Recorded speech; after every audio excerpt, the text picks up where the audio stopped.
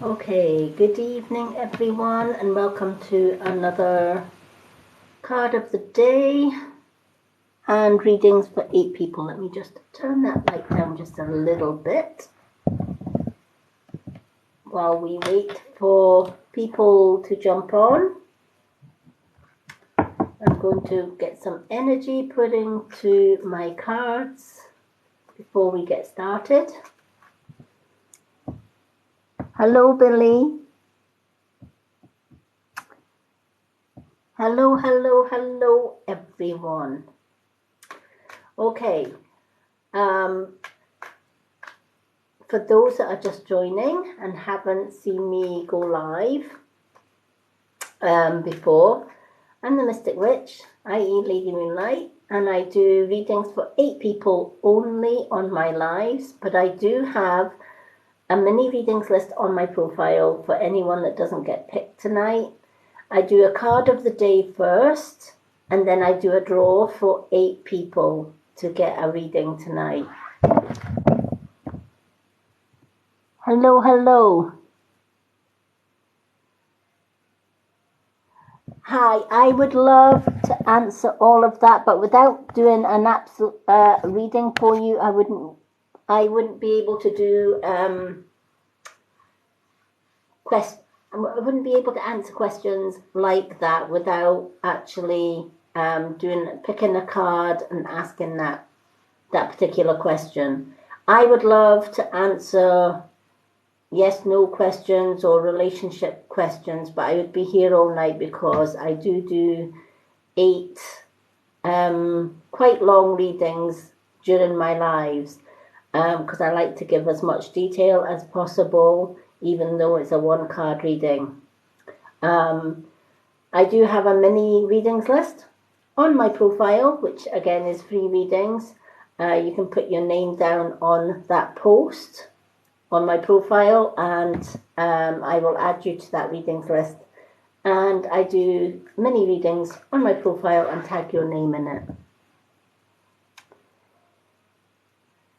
Hello, Kelly. Hello, everyone.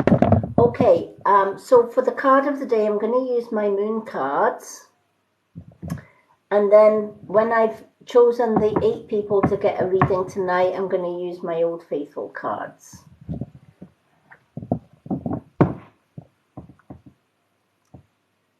Hello, Becky. Lovely to see some new faces tonight. Hello, everyone.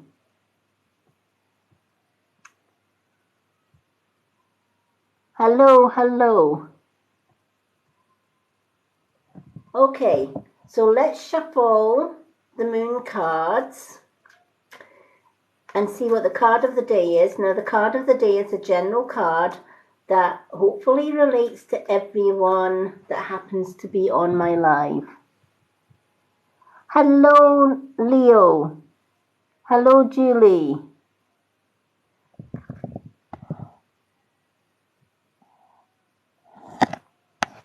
I have been on. I was on yesterday and the night before. I'm usually coming on round about this time of the evening now.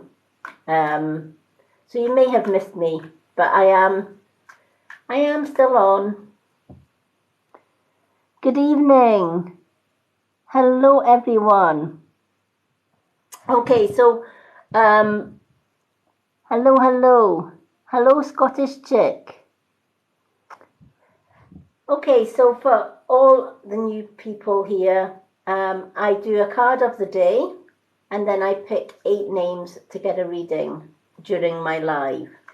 Those that don't manage to get picked for my live readings, I do have a readings list on my profile, so go check out my profile, give it a like. On the 3rd pinned post is my post for readings list. Ask for a card on that, and on my days when I'm not doing lives, I do little mini readings there.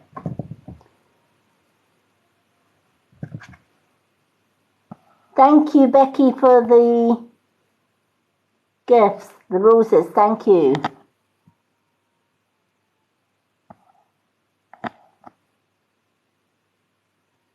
Oh, thank you.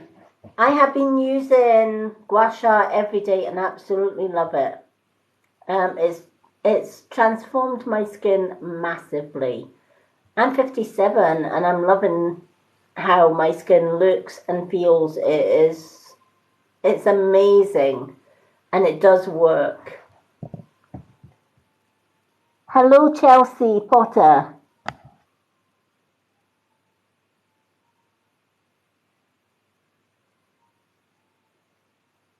Roots. Thank you for the roses. Hello, Free.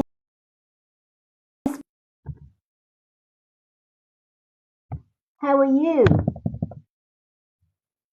Yay, Free Spirit has arrived.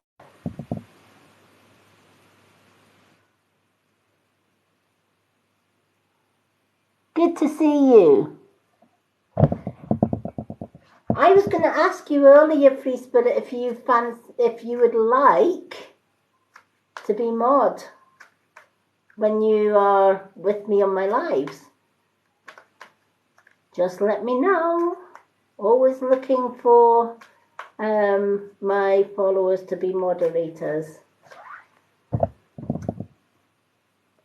Hello, Sarah. Thank you for the roses. Everyone, you are so kind. Thank you. Hello, Denise from Ireland.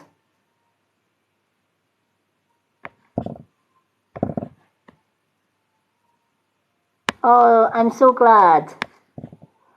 Hello, the original life babe.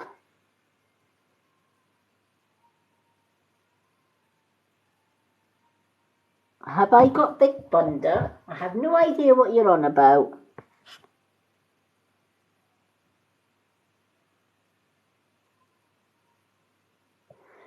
Sorry, if you're looking for a girlfriend, I'm already taken. This is not dating.com. It is TikTok.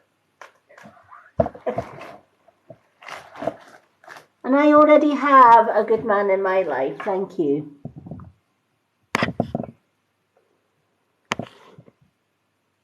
Hello, James Sherry.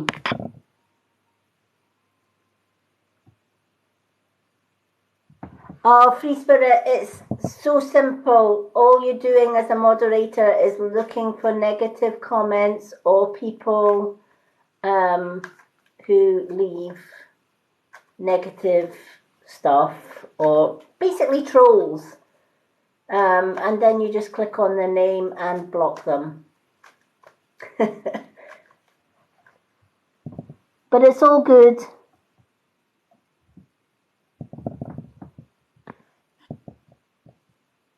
Hello, Anne-Marie. Hello, Shell. There is lots of new people. Hello, Jen. I'm good.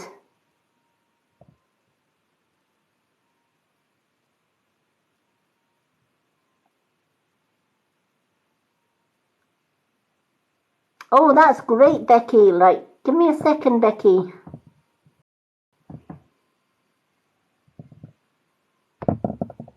I know I've got Life Babe in tonight as well, and she is amazing at moderating as well.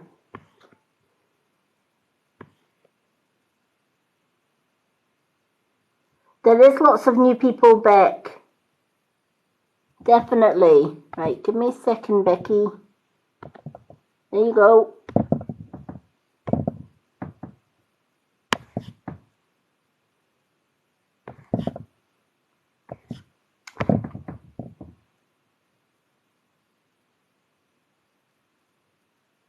Okay, Free Spirit, if you still want to be more, just let me know. It's so easy. Just need to follow Becky's lead and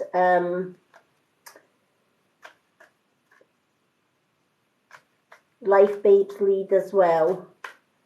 They are really good.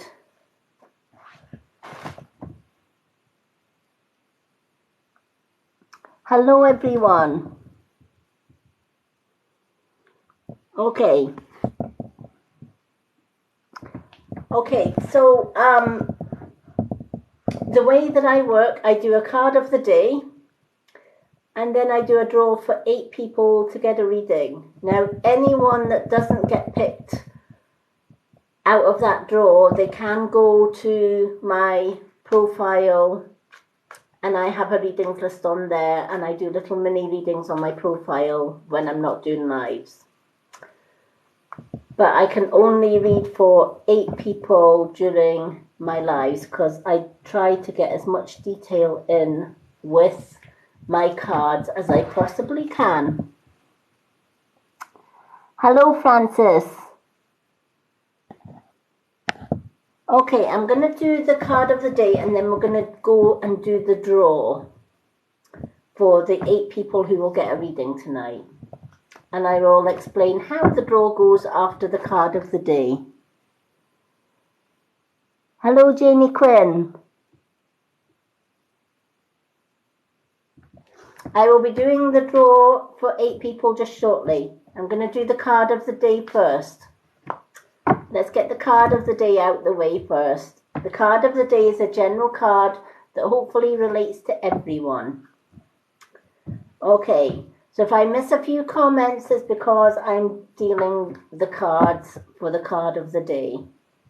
But my moderators can ask, you can ask, I'm sure they will answer any questions that I miss. Okay, thank you for the likes. Okay, let's see what the card of the day is. So this card is a general card for anyone in the live. Now, even though I'm going to be doing the card of the day and the card 8 for 8 people, sometimes when I'm doing the 8 readings, Spirit might shout out names or messages, and if they do, I will shout out those messages, and if anyone in the room can take them, that's all good.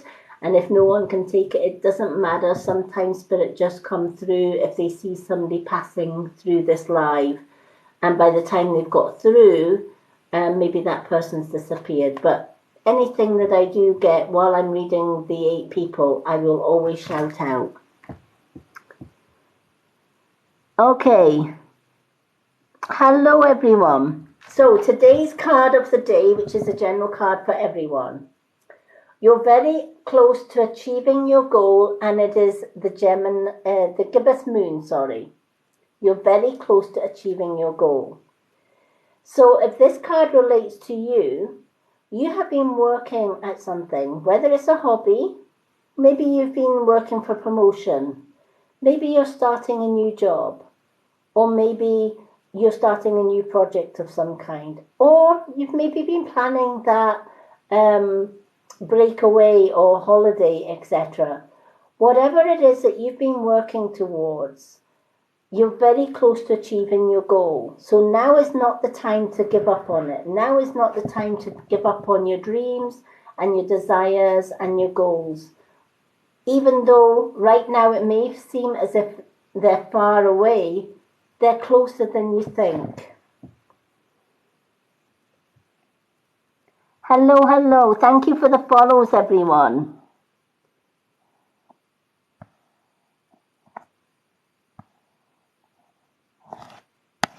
Okay. Hello from Canada. Yep, this card is for everyone.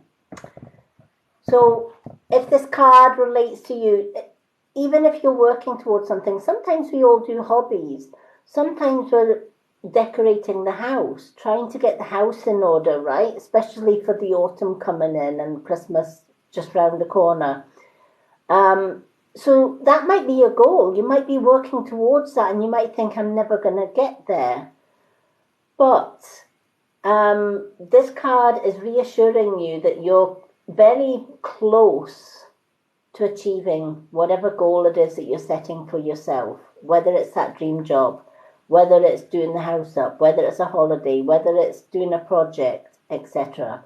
You are really, really close to achieving that goal. So now is definitely not the time to give up on your dreams.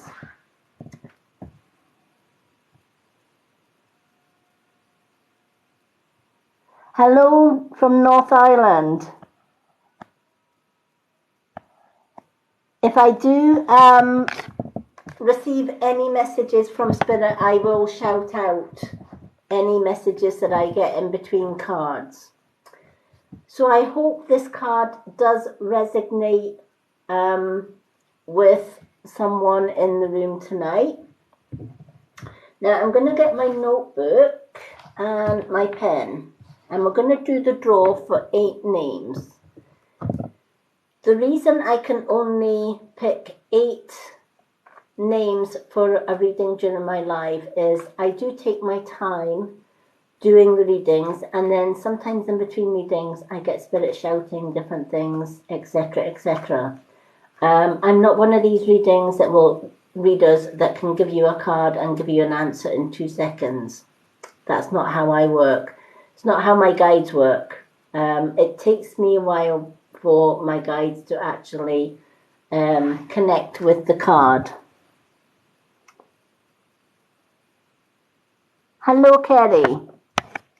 Okay, so I'm going to do a draw for the 8 names for tonight. If you're not lucky enough to get picked in that draw tonight, I do have a mini readings list on my profile.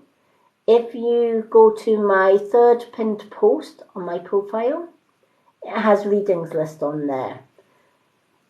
Put a like on that post and comment card, please, and I will do a mini reading for you from my readings list on there when I'm not doing a live. You will see all of my previous mini readings that I've done on my profile.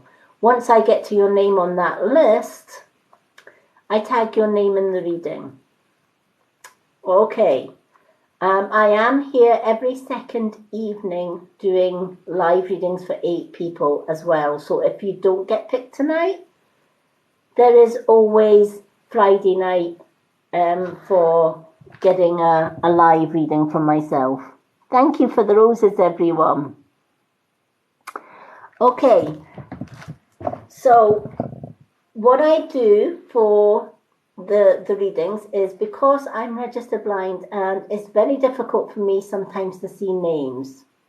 So to make it fair on everyone, what I'm going to ask is that everyone starts to share emojis. Now it could be happy faces, it could be hearts, it could be flowers, it could be whatever emoji that you like. Start rolling up the emojis on the screen. And what I do is I get drawn to the colors or the shapes of the emojis, and whoever's name is attached to that emoji that I pick gets put on the list for 8 readings tonight. So you can put as many emojis up on the screen as you like, and as they're scrolling up, I'm going to see what 8 emojis I am drawn to, and I will write them down in my trusty notebook, and those 8 people will get a reading tonight. Okay, so let's see who we've got. Chelsea Potter with the purple hearts. You're our first name for tonight, Chelsea Potter. Well done, Chelsea. Okay, we've got 7 names still to come. Okay, Kerry Winsborough. Well done, Kerry. You're our 2nd name.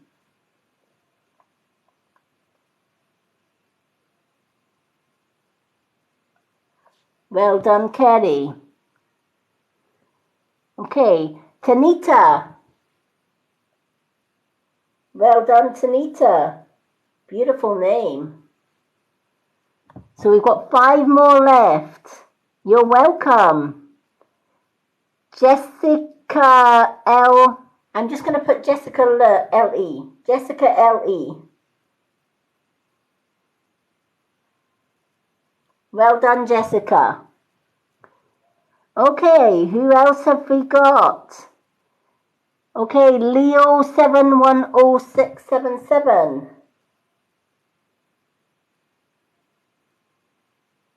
We're just going to call you Leo. Hello, Colette. Yay, Colette has joined us. Okay. Okay, Helen Marcini. Or Massieri. Helen Massieri with the little pink pigs.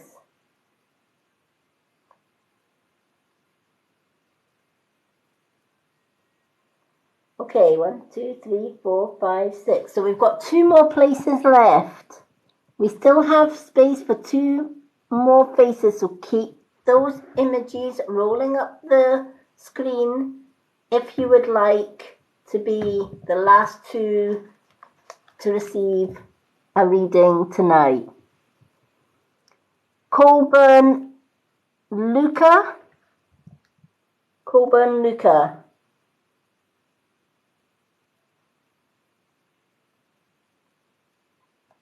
Well done, Colburn. Okay, now we have 1 more place left. Only 1 place to go, folks. Who are we going to have? Colburn, you're more than welcome. Okay, Candy Harding is our last name on the list tonight. Well done, Candy. Okay.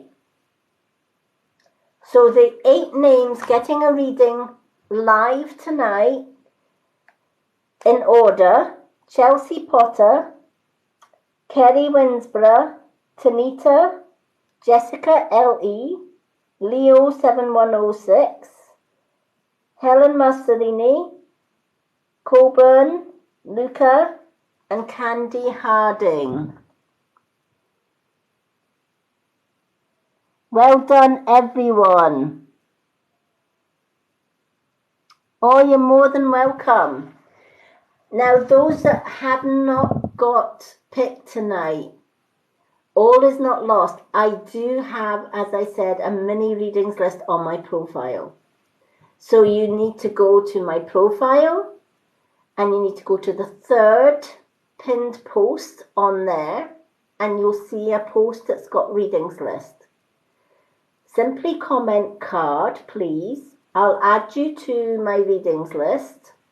And then on my days off, when I'm not doing readings and healing, etc., I go to that list and I go down the list one by one and do individual readings on my profile. And I'll tag your name in that reading. Failing that, I'm back again on Friday evening with another 8 free readings.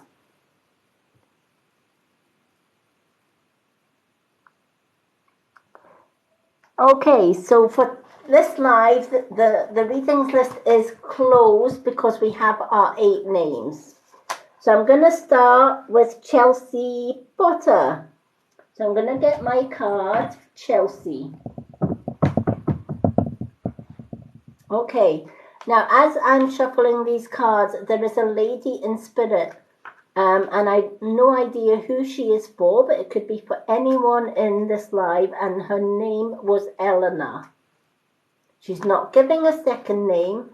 I feel this lady was kind of middle-aged. She wasn't old, and she had pretty fair, sort of sandy blonde coloured hair, and her name is Eleanor. So if anyone can take this lady called Eleanor, please let me know. No problem, Free Spirit. Oh, thank you, Leo. You know, I have had, although I'm registered blind, my spiritual vision is very acute, even though my physical vision isn't. And I've been communicating with spirit since I was a child. So I always believe that if you are given a free gift, such as the gift of second sight, you should give something back for that free gift. And I'm more than happy with the likes, the follows, and any gifts that people donate during my lives. I'm really happy with that because, you know, it's nice to have the likes and the follows and the support for doing what I do. Anyone can contact me for obviously a full detailed reading. They're not free, unfortunately, because my full readings take about an hour.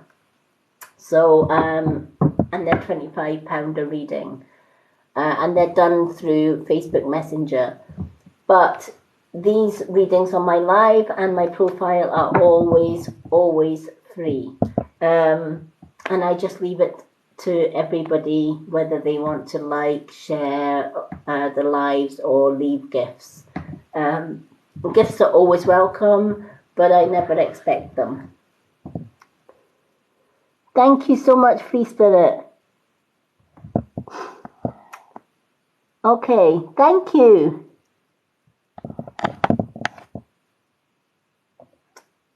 I am who I am. What you see with me is what you get. Okay, I'm a traditional witch, but I'm an old soul as well, so I'm a bit of a star seed. Some call us indigo children. So although I'm 57, but I have been around for several lifetimes, so I'm very knowledgeable as far as things spiritual are concerned. Okay, so let's see what card we have got for our Chelsea Potter. So do we still have Chelsea with us?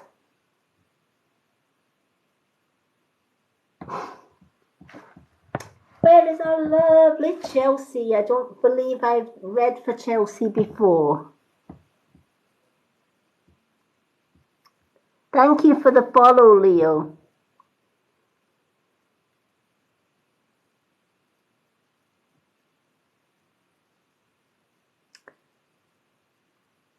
Yeah, do we have Chelsea Potter? Now, if you are on my readings list, and for whatever reason you lose connection with my live, or you have to go and you think you've missed your card, you haven't. If you go onto my profile, I have my website on my profile. After all my lives, I share my lives to my YouTube channel, which is Lady Moonlight. You'll get all of my YouTube links on my website, on my bio. So nobody misses out on their readings.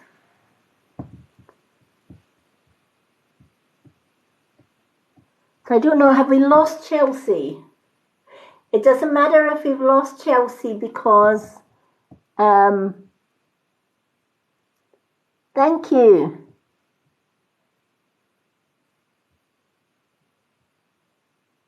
Yeah, I can't see her either, Becky.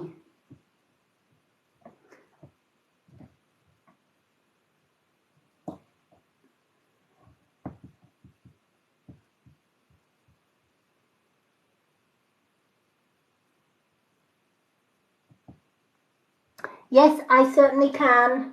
Okay, the list of names: Chelsea Potter, Kerry Winsborough, Tanita, Jessica Lee, Leo 710677, Helen Massarini, and Coburn Luca, and Candy Harding. So Leo, you're definitely on the list. Yay, Chelsea's here.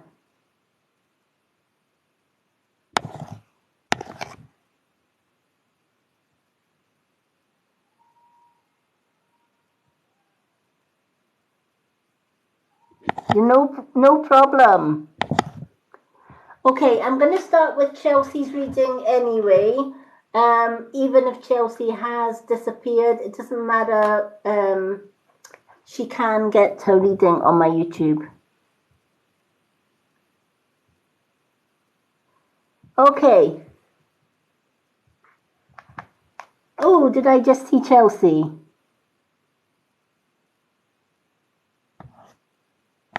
I just see Chelsea? I thought I saw her flash up. Hello, hello. We're doing readings tonight.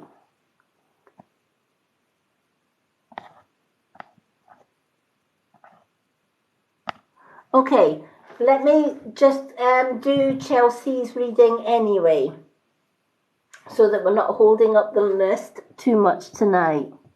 Hello, Marie. Okay. Two of Swords is Chelsea's card. The Two of Swords represents conflicts, arguments, or debates. But I feel that this is not arguments or debates that you have started or somebody else has actually started with you, Chelsea. I feel that this is a debate that you are getting drawn into. Now, whether it's friends that are having this debate or family or a combination of both, but I feel that they are trying to draw you in as piggy in the middle, as it were. Okay? It's like they cannot reach a solution to this argument or debate that's going on around you. And they're trying to pull you in to take sides. And it's so hard for you to say no. But there's a warning that comes with this card as well. And that warning is sometimes it's okay to say no, especially when the argument is between other people and they're trying to get you to pick sides.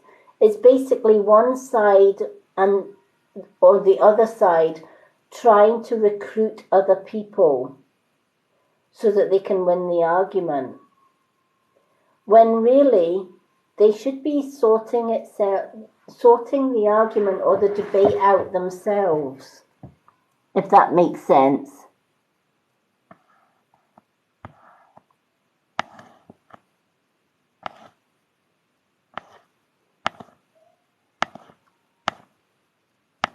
So I don't know if Chelsea is here. These readings are free tonight, but there are only 8 on the readings list, and the readings list is closed. But I do free readings on my profile. If you check out the pinned post on my profile with readings list on it, it explains everything on there.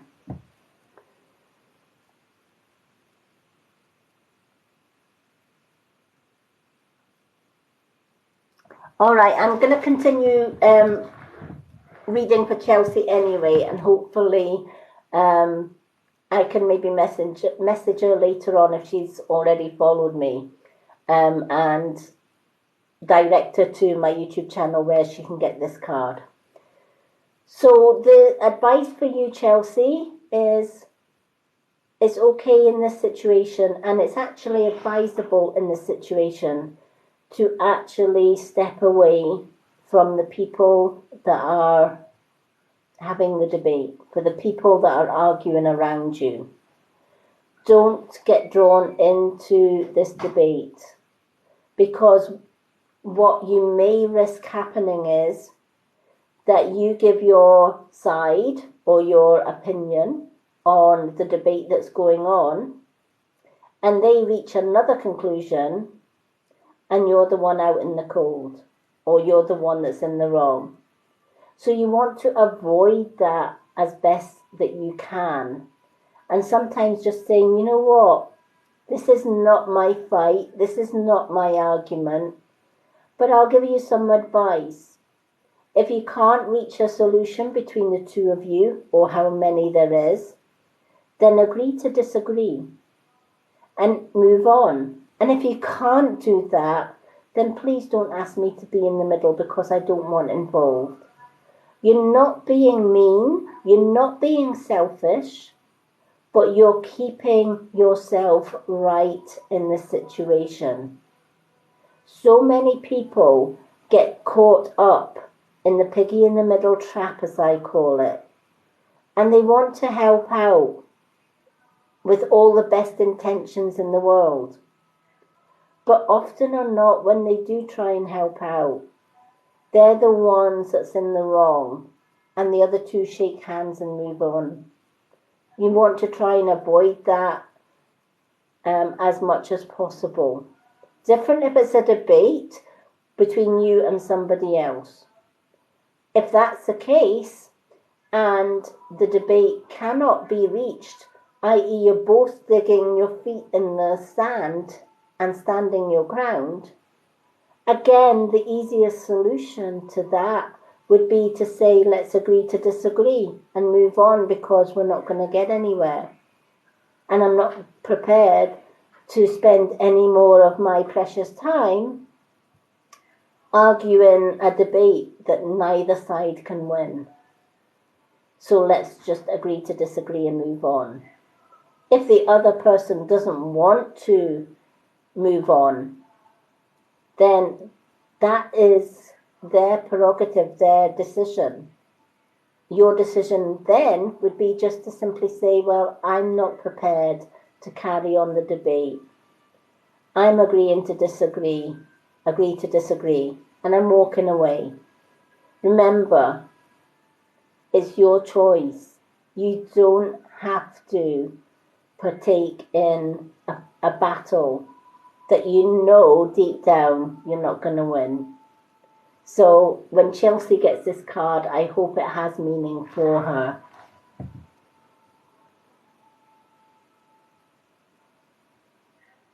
Okay.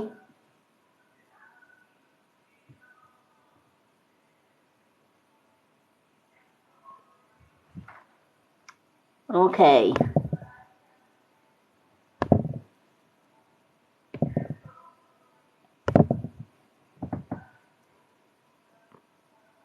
Give me a second, folks.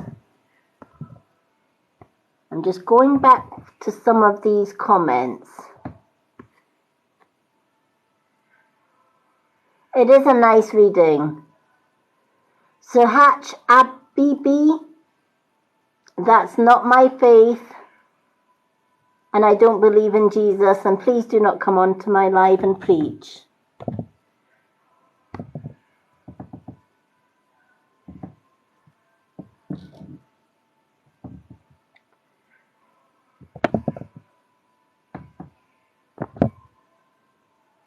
Okay.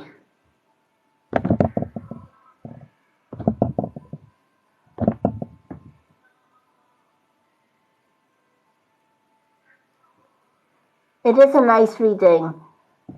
Hello. I wish I could give everyone that's just coming on to join a free reading, but I can only read for 8 people. I'm so sorry to hear about your son who passed, but please feel free to go onto my profile. I do have a readings list there. Please feel free to ask for a card on that one. And in my spare time, I go through that list and do little mini readings, and I can certainly do one for you on there. Failing that, I am back again on Friday evening. Chelsea, you're more than welcome.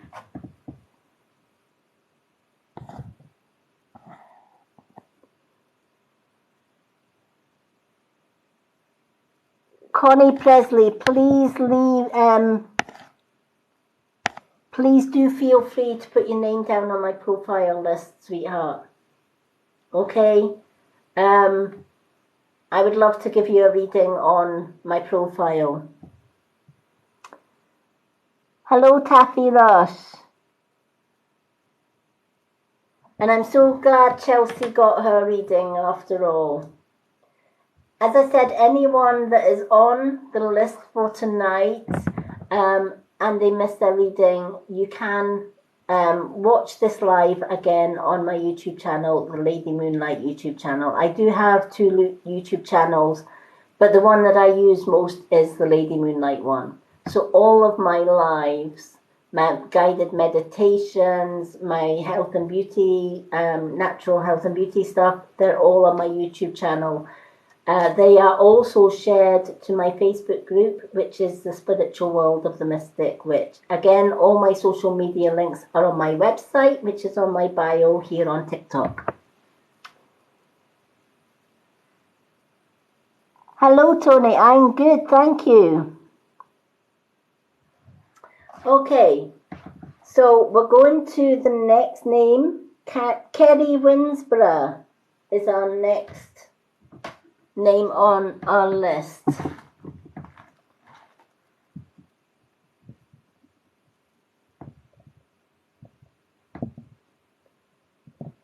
Thank you for the likes, everyone. There she is, Kerry Winsborough. Well done, Kerry, for getting picked tonight. Okay, let's have a look.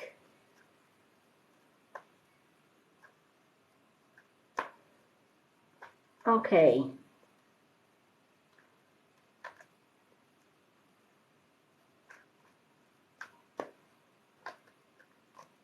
So let's put some energy into this card for you, Kerry. I like to always give them a good shuffle in between readings just to get the energy flowing. Lovely to see a new face, Kerry. So it's lovely that you were able to join me tonight.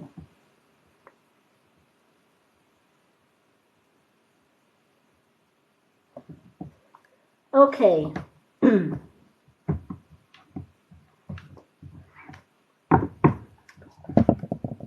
Please know, I did block somebody who was coming on trying to preach the gospel, etc. You know, if you want to preach gospel, etc., please don't do it on my live.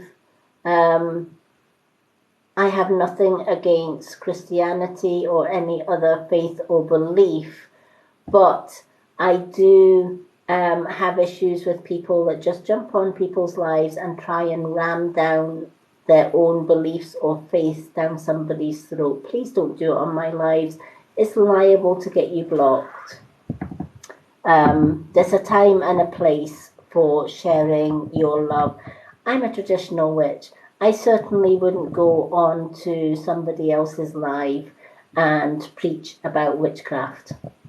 So please respect that not everybody has the same faith or beliefs. I always believe that, you know what, it would be a good world if we all coexist.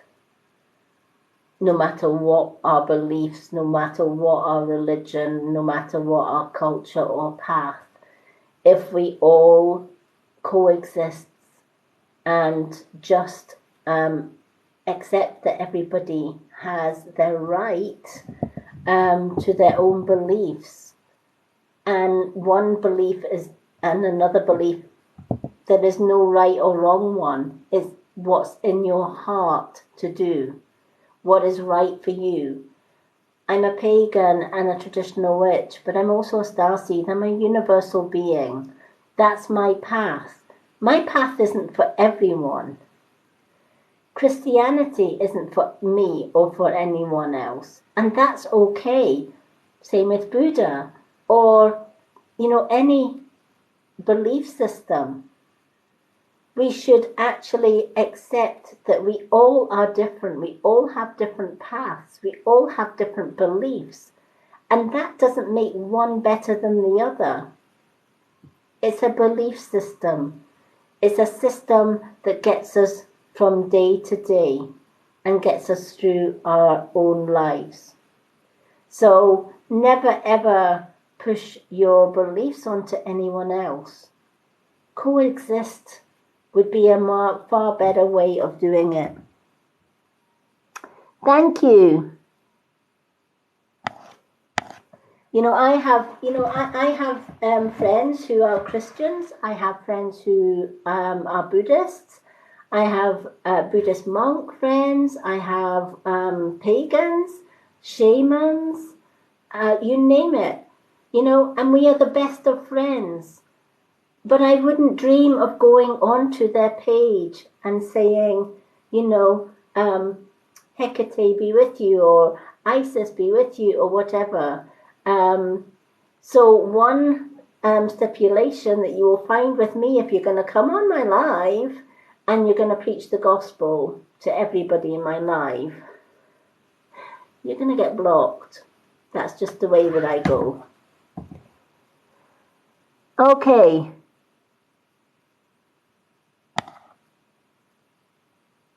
Oh, bless. Yeah.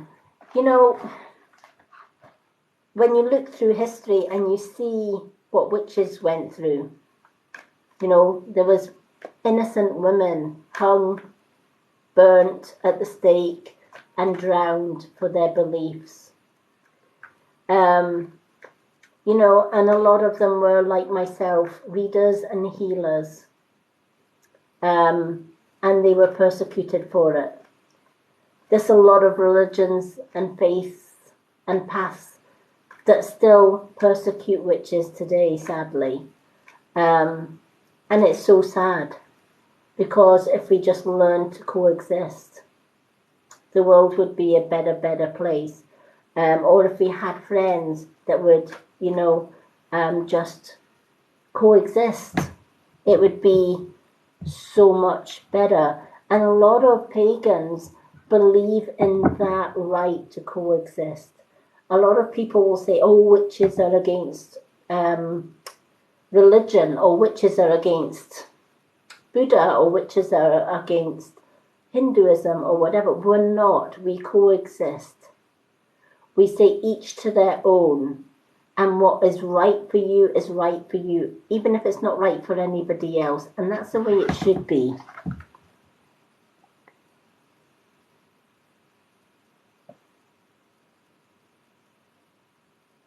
Yep, exactly. Well said, Katie.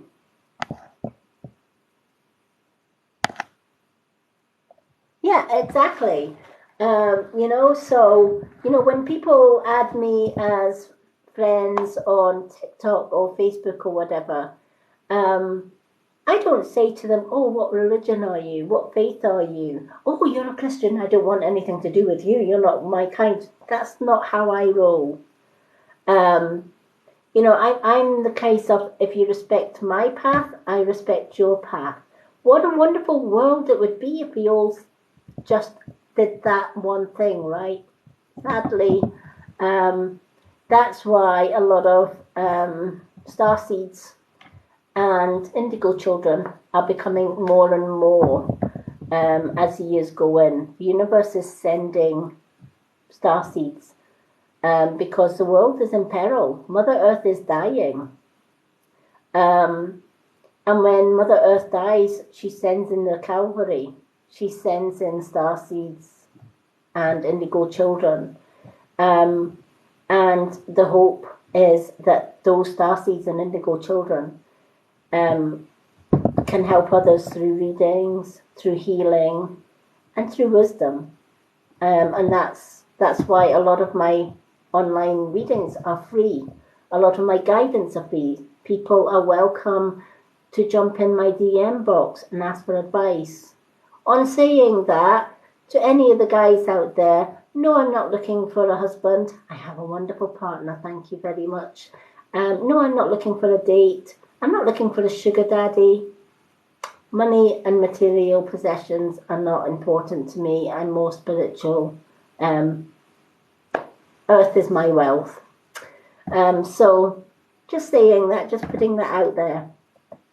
But yeah, we should all coexist. It would be a much better world if we did. And my inbox is always open to help anyone in need. And that's why all my readings are free. I also take my time through each card so that I can give you the best information and guidance possible. Hello, Adele. I wish I could. My readings list is closed, but I do have a mini readings list on my profile. It's the third pinned list on my personal profile. If you ask for a card on there, I add you to a readings list. and I do little mini readings on my profile. Failing that, I am back again on Friday night doing another 8 free readings for 8 people. Thank you, Tanita. I am just me. I know my calling. My calling is to heal and to guide and to help, and that's what I do freely. Okay, so Kerry, you have got the Two of Pentacles. And I feel that where in the past finances were probably a bit more abundant than what they are now, right? And we all know the price of everything is going up. The price of food, the price of fuel. Fuel companies are getting really greedy. And they are putting the prices way, way up. And that's causing hardship to a lot of people and a lot of homes. And when that happens, we have to really look at our finances, because suddenly the income that we had that was sustainable in the past suddenly seems to not last as long. And when you used to want a particular type of budget, you have it all up here. You know exactly what you've got coming in. You know exactly what you've got going out, and you know exactly what you've got left over.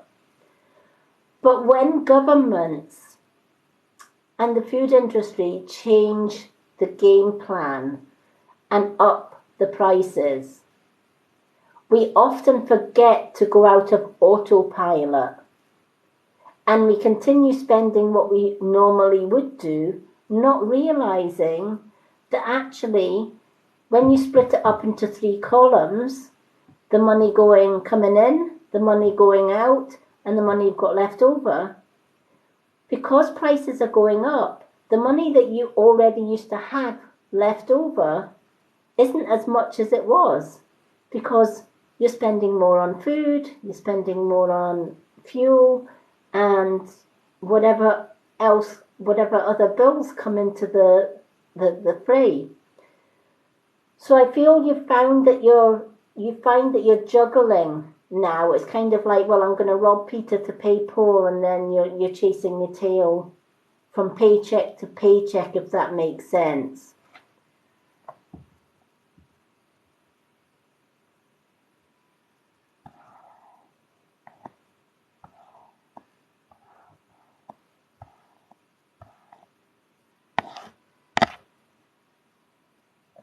Okay, so it makes perfect sense. The advice then for this is you need to come out of autopilot, right? And a lot of people forget to come out of autopilot.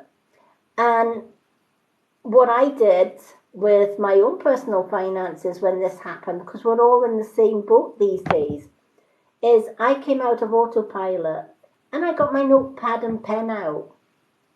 And I put 3 columns down in writing. And it was, first column was money that I've got coming in. Then I went through all of my bills and food costs, and I calculated what the new costs were. And I put that in the money going out.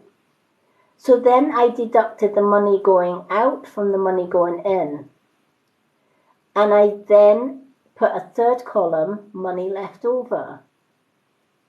Now, where in the past, any money left over, I would basically say, well, I've got all of that to spend on whatever else I want to spend on till the next paycheck. But times are always changing, especially with the governments that we have here. So what I do personally, and it's entirely up to you, is I change that routine as well. And whatever money that I've got left over, I split in half. And I put half in a tin to save up. And then I know that I've got half left to spend on whatever I want. And you might think, well, why are you doing that? Because somewhere down the line, we don't know what the future's going to hold, right? Things are already high sky with prices. Who's to say they're not going to go up again? Or who's to say that the fridge isn't going to break down? Or the car's going to stop going? or the television breaks, or the microwave decides it's taken up smoking and sets off all your smoke alarms, and you find you have to get a new microwave. Putting that little bit extra aside for, my mother used to call it a rainy day saving account.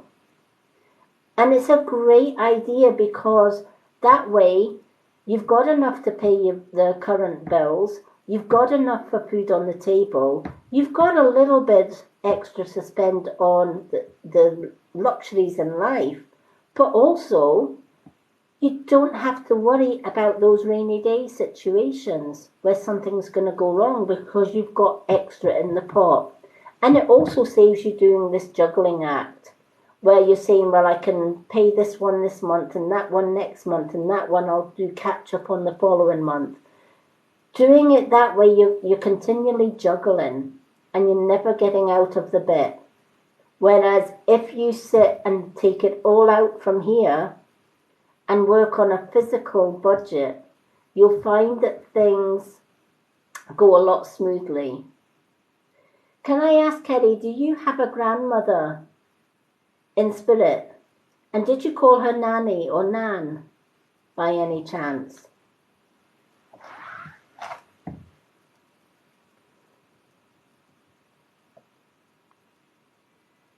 Hello from Israel. Unfortunately, the readings list is closed, but I do have a readings list on my profile.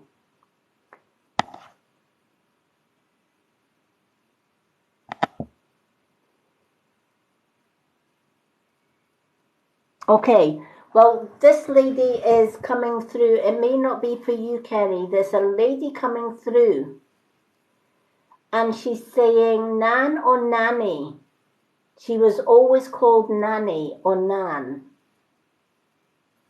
And I feel that this lady's quite a short lady. She's not tall, she's quite short.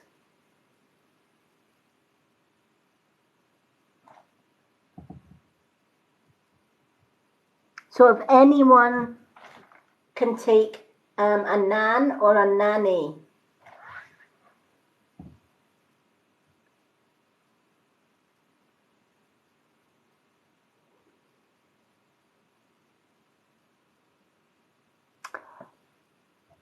No, she's definitely saying Nan as in Nan or Nanny.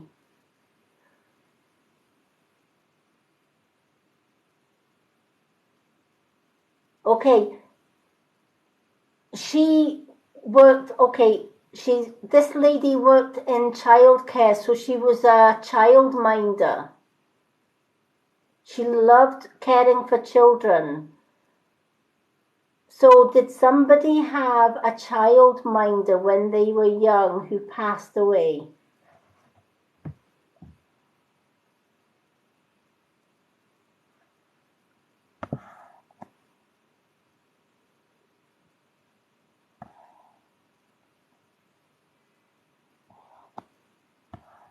Okay, Tanita, okay.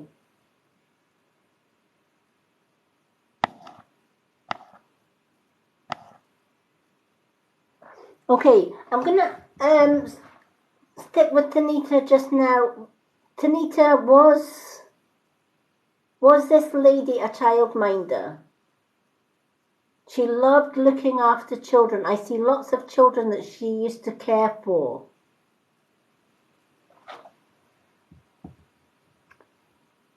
Welcome back.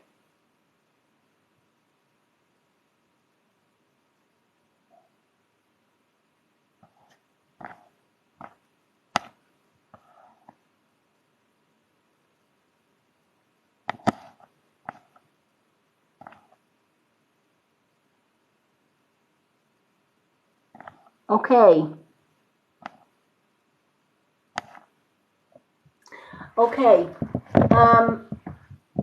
Okay.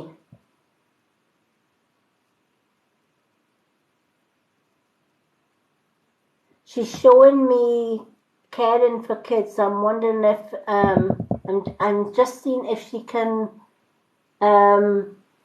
okay, she's showing me a calendar. Is there this lady has an anniversary coming up. Can anyone take that? because she keeps showing me a date on a calendar. I can't see the number on or the number of the date, but there is an anniversary or a birthday, maybe a birthday coming up this month. She's showing me the month of August, and she's letting me know there is an event coming up, an anniversary of some kind, an important date.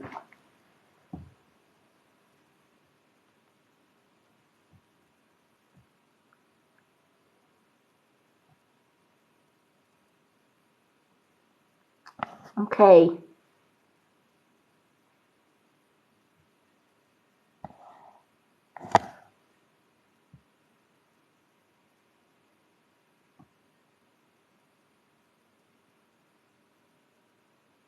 Okay, Margaret Doran, I believe then this lady is with you then, because she's showing me um, a special day in August that is so important.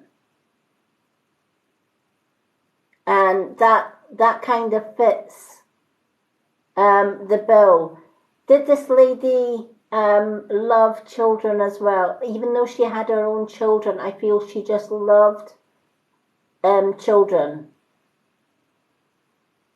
She adored children. She was very, she believed in the after world, if that makes sense. She was a very spiritual person.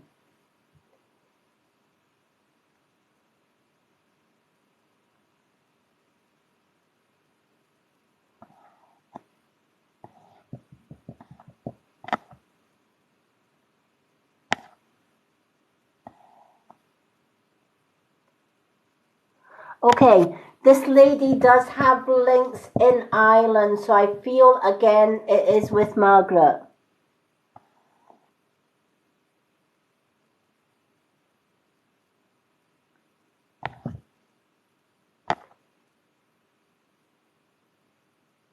Okay, perfect. That's exactly how I see this lady.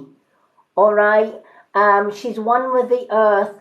She just has her own way of doing things. She was a bit of a free spirit. You couldn't tell this lady what to do or when to do it or whatever. She was so set in her ways, but very wise beyond her years, if that makes sense.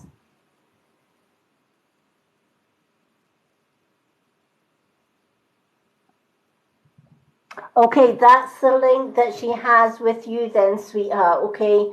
Um, and that's why she was showing me August, this important date in August. All right. She is delighted that she's managed to connect with you tonight. She wants you to know she loves you dearly. All right, and she's with you always.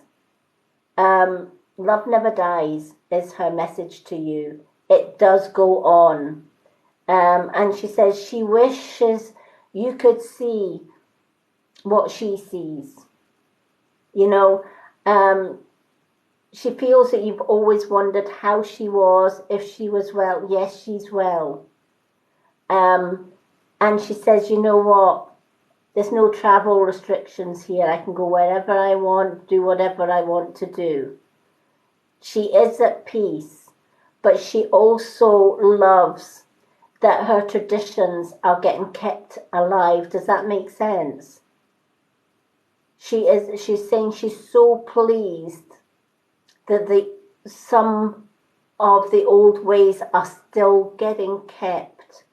So many paths or so many ways with other travelers or other gypsies are dying out. But she says her ways or her people are trying to maintain that old way of life.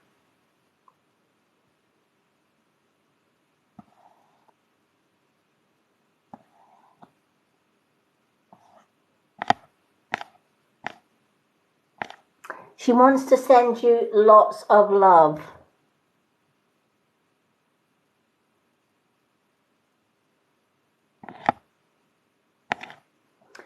She's holding out lucky white heather. She's giving you a little bundle of lucky white heather.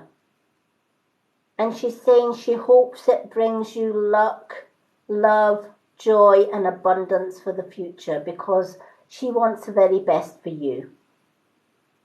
And she just sends all of her love. She wants you to know she's with you always. And she's never further than a whisper away.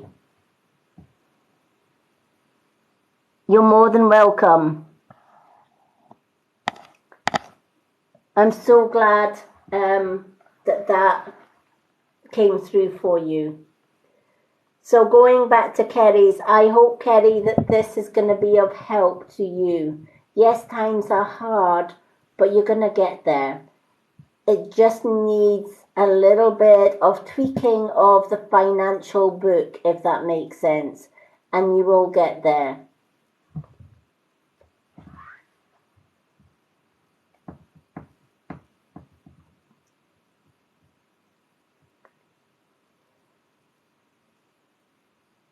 And and she says she still is there.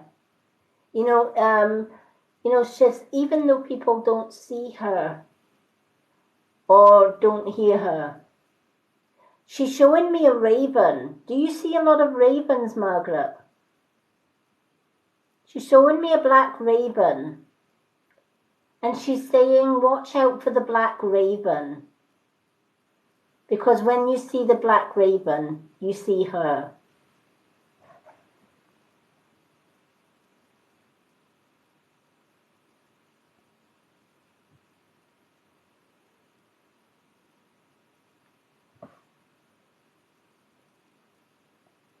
Kerry, you're more than welcome.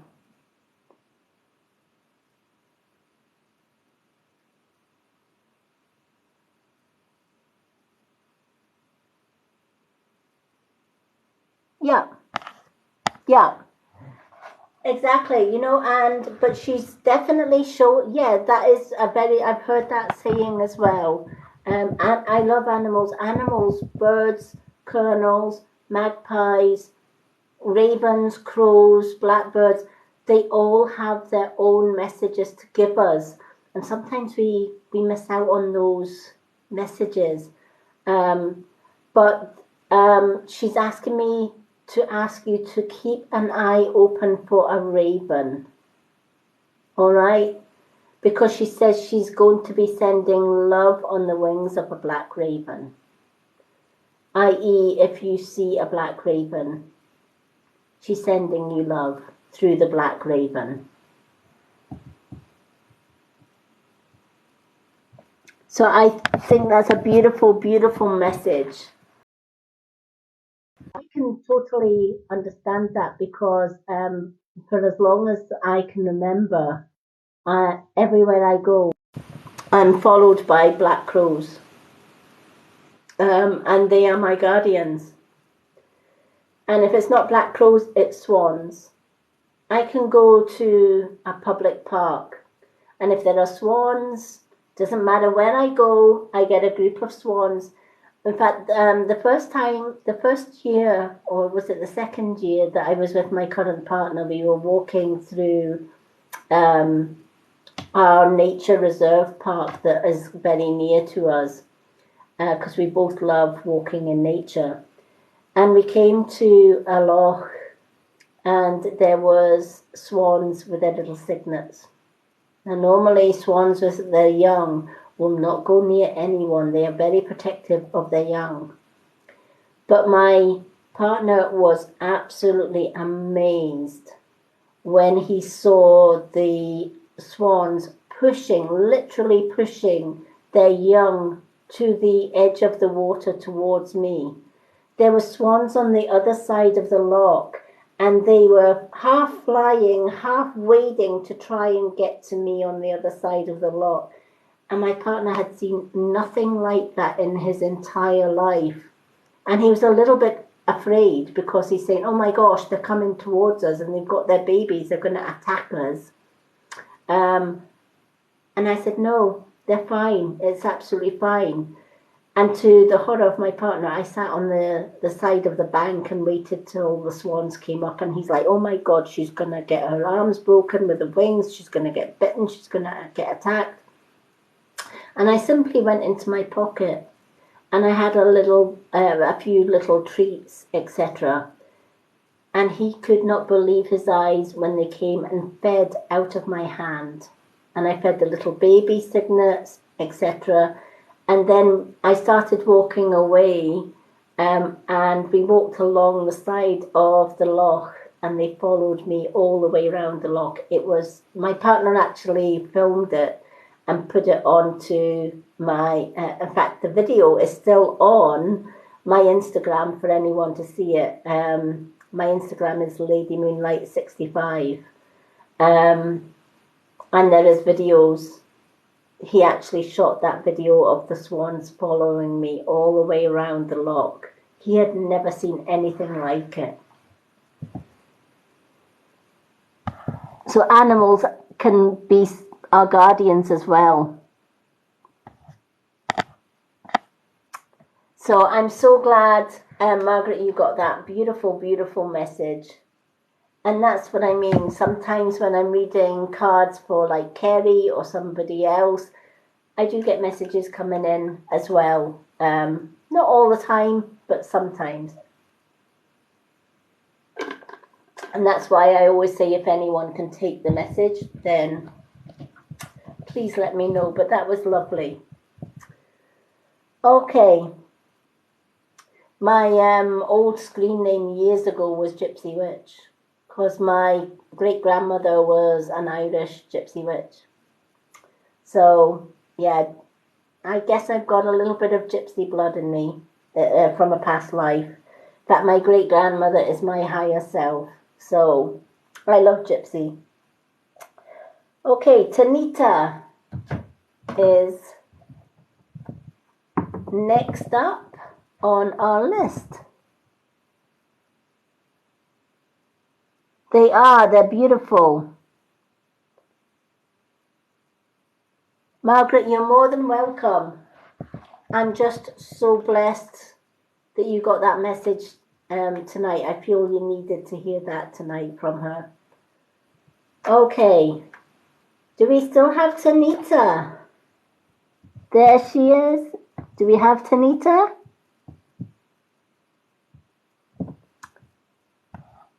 Yes, there she is. Okay, let's shuffle the cards for you, my love. Okay. I love getting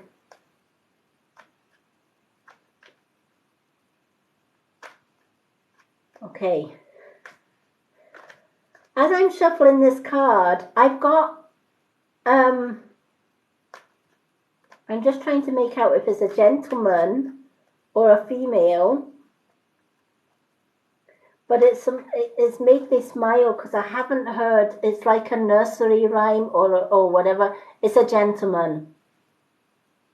And it's an elderly gentleman. And this elderly gentleman, I am assuming, loved porridge. Because he's showing me like this bowl of porridge. It's like peas, and then he's kind of peas pudding hot, peas pudding cold, peas pudding in the pot 9 days old or something. It's like an old nursery rhyme. So if anyone can take this gentleman that absolutely loved his porridge.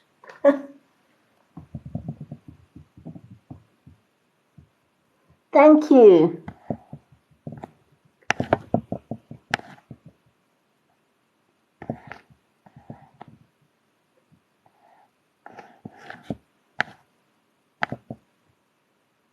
It is. It's a very old. That's what I'm saying.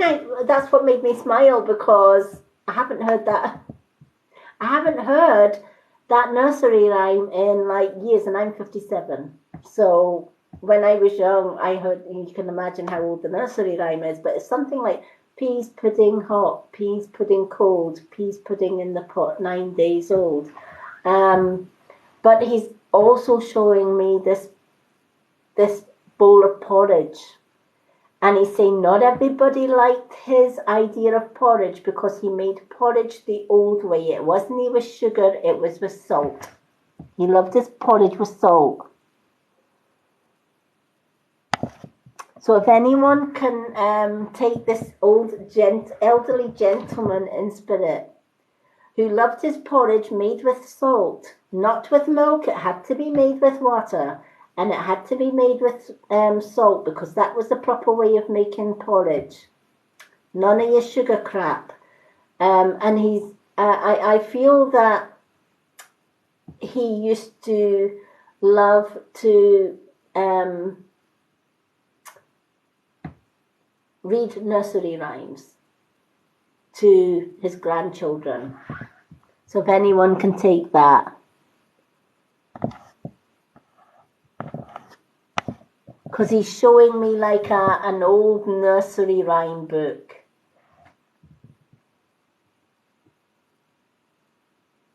And I know that a lot of, when I was younger, a lot of the older generation, my family came from Aberdeen, or my dad's family came from Aberdeen, and they were all porridge lovers. But I know this gentleman isn't one of my ancestors, but I know about the salt in their porridge because my father used to have salty porridge every morning. So I can relate very much to this gentleman. I wouldn't thank him for his porridge, but I can relate to this gentleman, and I feel that a lot of the old school, like my grandfather, you know, I feel this man is Scottish. He's of Scottish. He's very patriotic as far as Scotland goes. Like he would always address the haggis on Burns night, that kind of thing. So he's very Scottish. Good night, Free Spirit. Thank you for joining. It doesn't matter if anyone can't take this gentleman. Sometimes people go onto my YouTube and watch the videos over and then they say, oh, I can relate to that gentleman. But I just wanted to shout out that message if anyone knows this gentleman. Okay. So I still got that rhyme in my head. You know, if somebody starts singing a song or they start singing a rhyme, it whirls around in your head. So I'm asking him to take his little nursery rhyme back so that I can focus on my readings for Tanita. Right. Okay, let's go with Tanita.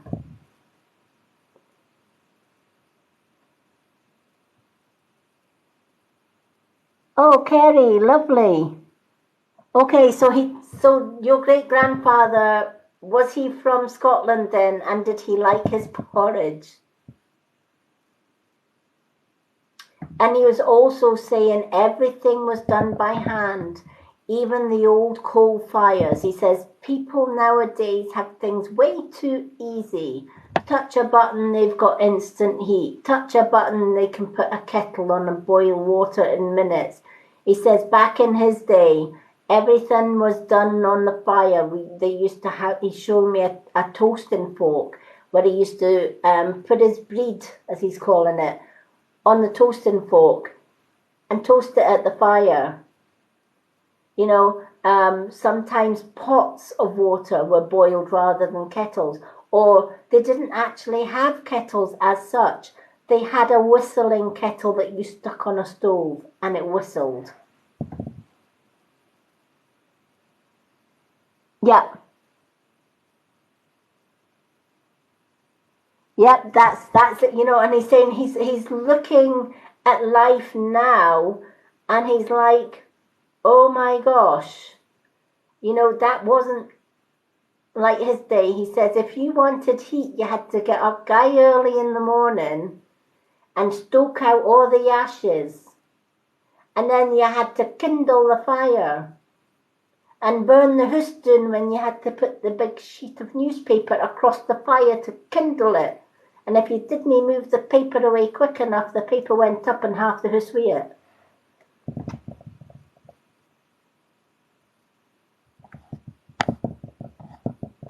I absolutely love this gentleman because he reminds me so much of my grandfather, who's been in spirit for a long, long time. But um, oh, this older generation, you can't beat their twang, you can't beat their, you know, they were hard working. They were pretty hard working in their day. Yes, definitely Fife. Was he connected to the coal mines? Was he a miner? Because he's showing me coal.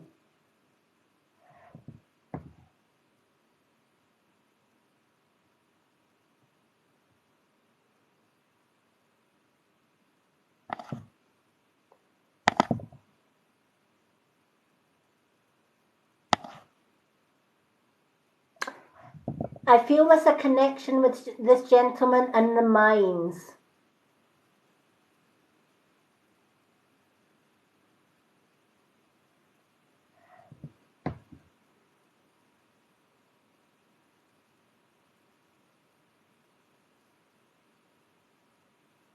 Okay. It could well be a drain. I'm just assuming it's a mine he's showing me because it's like underground.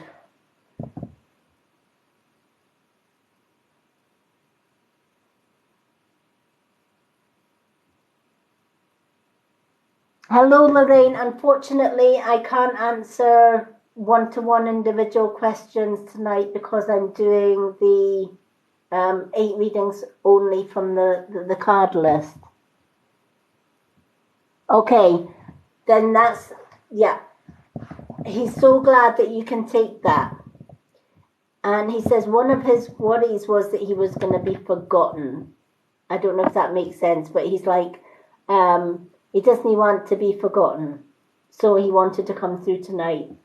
He's sending you so much love to you, but also to his family as well. So thank you so much for being able to take that. Okay, back to Tanita. 8 of Pentacles for you, Tanita. And the 8 of Pentacles shows somebody who is good with their hands, right? I feel, Tanita, you like making things. Some people, for a hobby, for example, like to do gym or they like to do horse riding or whatever else. But I feel you like to do things, make things with your hands, if that makes sense. You make beautiful things. I don't know whether you like crafting or knitting or something like that, but it's something that you like doing with your hands. Kelly, you're more than welcome.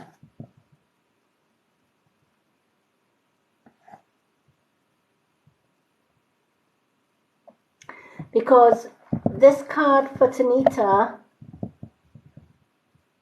okay, that's what they're talking about then, right? You love to do something, something you are passionate about. And, if you love to bake, that's something that you do with your hands and you're very good at. But you can turn this love of what you do into money as well, or into abundance. All right. I know that you love to bake for like friends and family or whatever, right? If you've got guests coming round or visitors coming round, it's an opportunity to bake. It's an opportunity to get the scales out, get the flour and all the rest of it out. And everybody absolutely adores your baking. But you could turn that love of baking and help yourself out financially. Does that make sense? It's like everything, as in somebody's previous reading tonight, we all struggle financially when the bills start going up and the food bills start going up. And sometimes we forget about the things that we're really good at, the things that we're passionate about, and what we can do with that. When you've got a gift like being able to bake, which not everybody can bake. Not everybody gets the recipes right. I was a terrible baker at school. In fact, no, I could bake cakes like a pro at school, but when I went home and tried to make the same recipe, somehow it just didn't turn out right. I must have had a really good baking teacher at the school or something, because when I tried the recipes at home, it just never turned out right. But often, people like yourself that bake, they don't think about, well, I could actually do wedding cakes, birthday cakes, and advertise homemade wedding cakes, birthday cakes, etc., and have a little side income that is going to help with finances.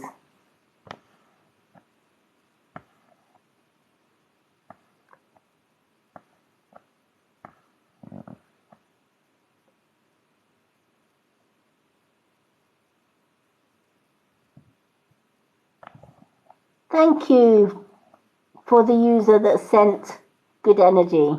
Thank you.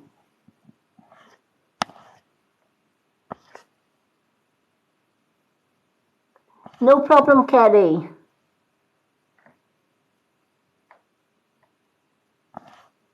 Thank you, Becky. So, it's lovely that you love to bake for family and friends. But stop doubting yourself as to how good you are, because you are good at the baking. You can make the most amazing cakes, scones. You can read a recipe, and even new recipes, you can just read from the recipe and make it, and it turns out perfect every time. But you have self-doubt as far as sharing it out with circle of family and friends. But spirit, loved ones in spirit, and this card is saying, when times are hard, think about advertising. There are always people looking for people with a skill like yours. Not everybody wants to go to a professional baker to get a birthday cake made, or a Christmas cake, or a wedding cake made. There are always people looking for talented people like yourself who put the loving touch into their baking and make the most amazing cakes, etc.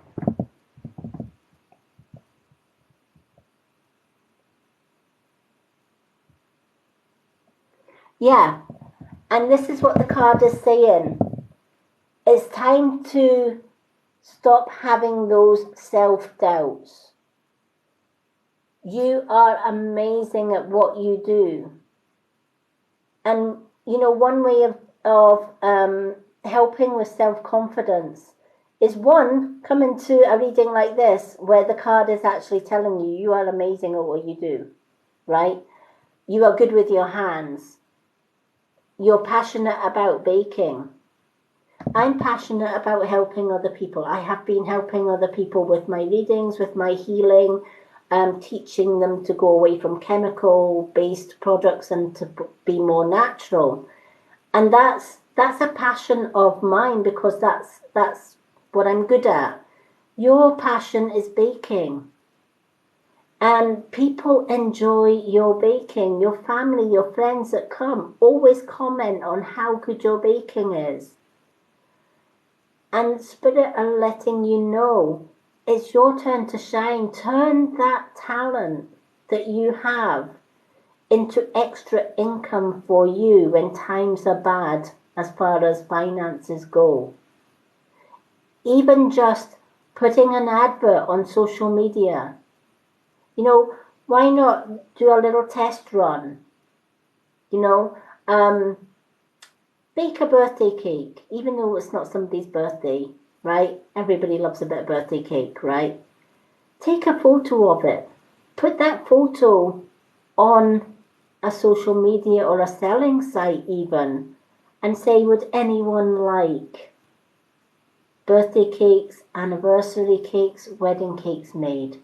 You'll be surprised at how many people will respond. And before you know it, you will have orders coming out of your ears for baking.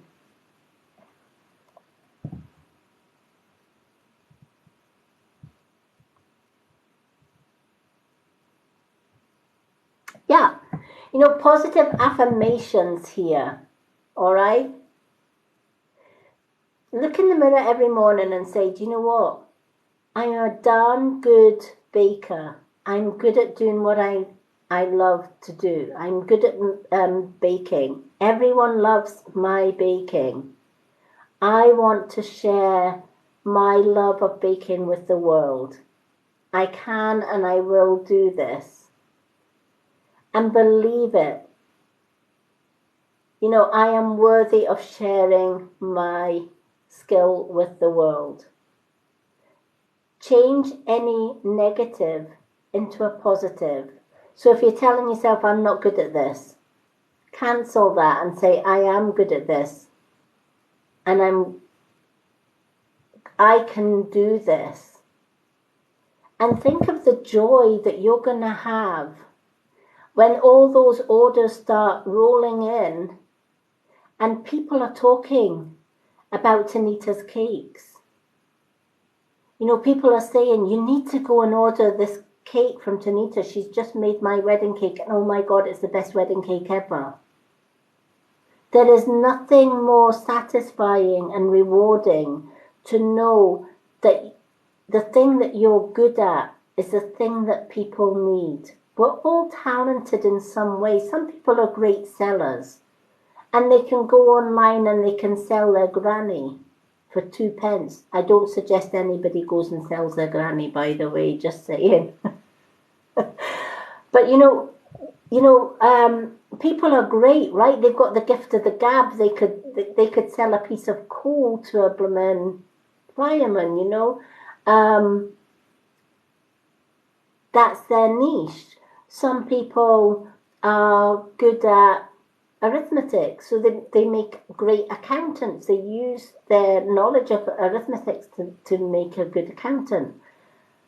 I only know how to communicate with spirit. I can't work because I don't have the vision to work because I'm registered blind. But I have great spiritual vision and I have a world of knowledge from this life and past lives that I can help and pass on to other people.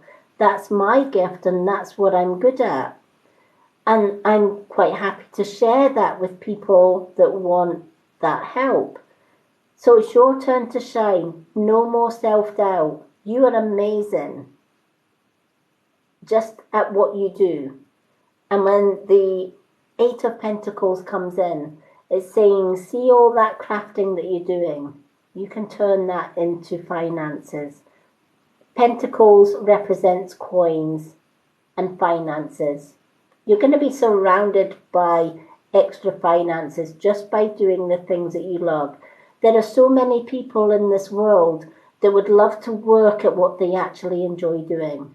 But some have to go to jobs that they absolutely hate. And when that alarm clock goes off in the morning and they think, oh no, I have to go into work and I hate working in this place.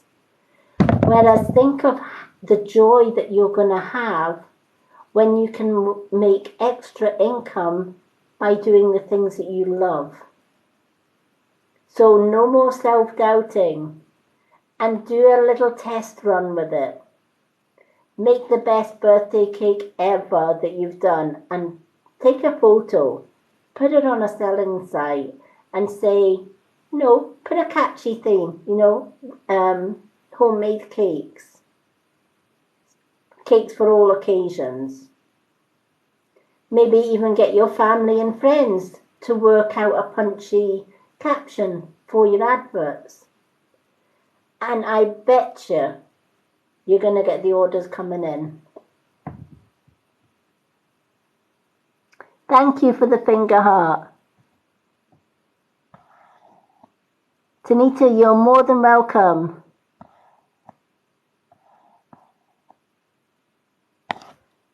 Tanita, do you know what? They say that the way to a man's heart is through his stomach, right? In fact, the way to my heart is through my stomach. You know, show me a cake, show me a bun. You know, in fact, do you know what, Tanita? If you lived in my village and I saw your advert for cakes, I would say, right, how many can you do and how quickly? Because I need them. I have got a bit of a sweet tooth, I have to admit. I do love my cakes and my biscuits and my scones. In fact, my partner also likes cakes and biscuits and scones. So there you go. If you lived near us, you'd have 2 customers already. But think of the joy that you would have.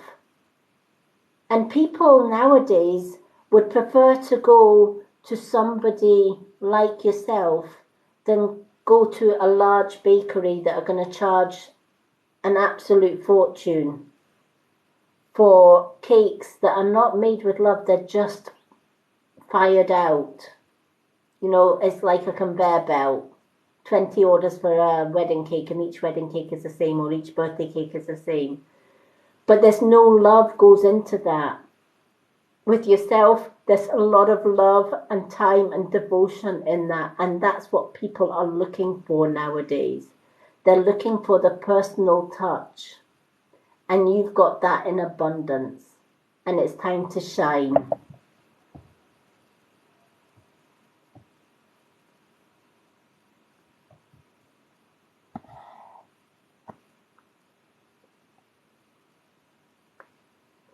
Okay, I'm just going to go to Nicole.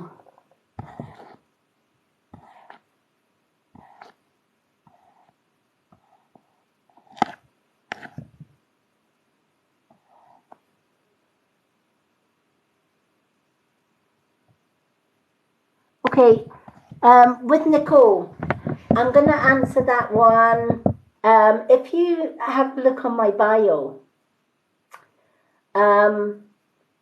you will know it's my genuine bio because on my photo, it has, I will never DM you for a reading or for a blessing or for money.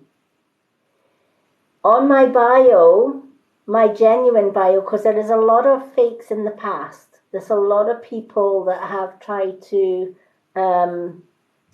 use a fake account. In fact, if you could message me the person that DM'd you, or even share that person's page via a message on here, so that I can actually report it and block it. How do you know it's me and it's a genuine account? Okay, I'm going to help everyone here, including Nicole. One thing I will never, ever, ever, ever, ever do is jump in your DM box and ask you for a reading.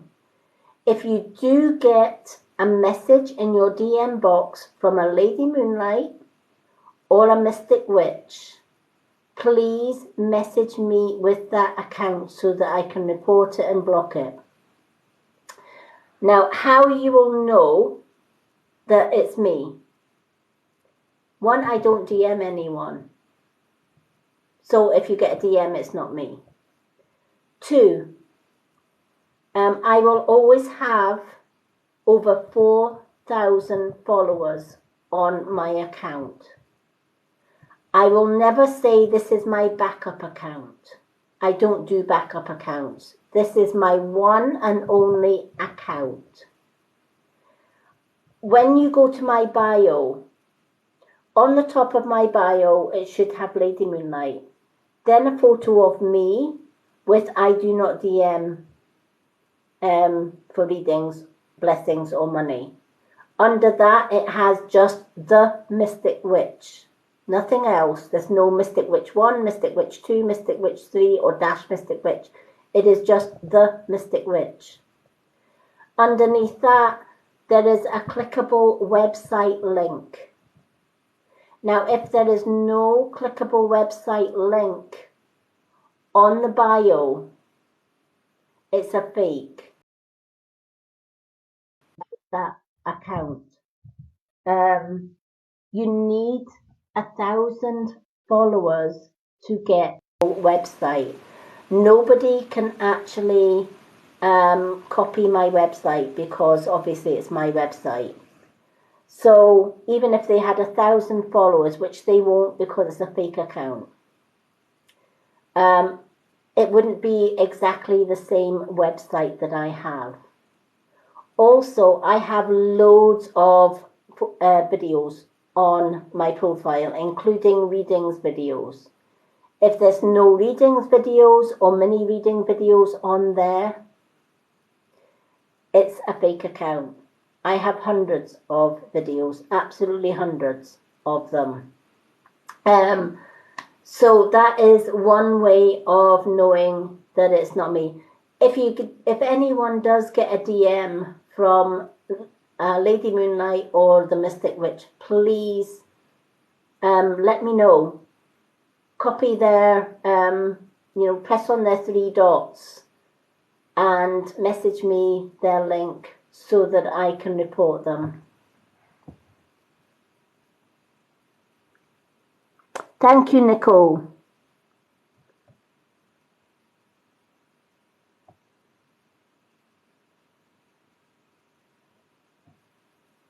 Yeah, definitely.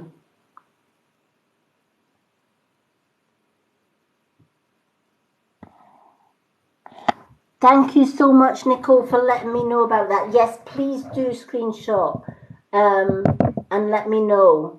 My account will always have my website link on there. And as Becky was saying, there will be spelling mistakes left, right, and centre on there. If you look at my profile, I have hundreds of videos, absolutely hundreds of them. Whereas a new account will only have less than 1,000. Let me know the account. If anyone does get DMs in my name or has my photo on it or anything like that, please let me know so that I can block it and report it. Also, when you let me know, even if it's taking a screenshot or letting me know what the account name is, etc., so that I can report it myself. Once you've shown me that, please feel free to block it and report it.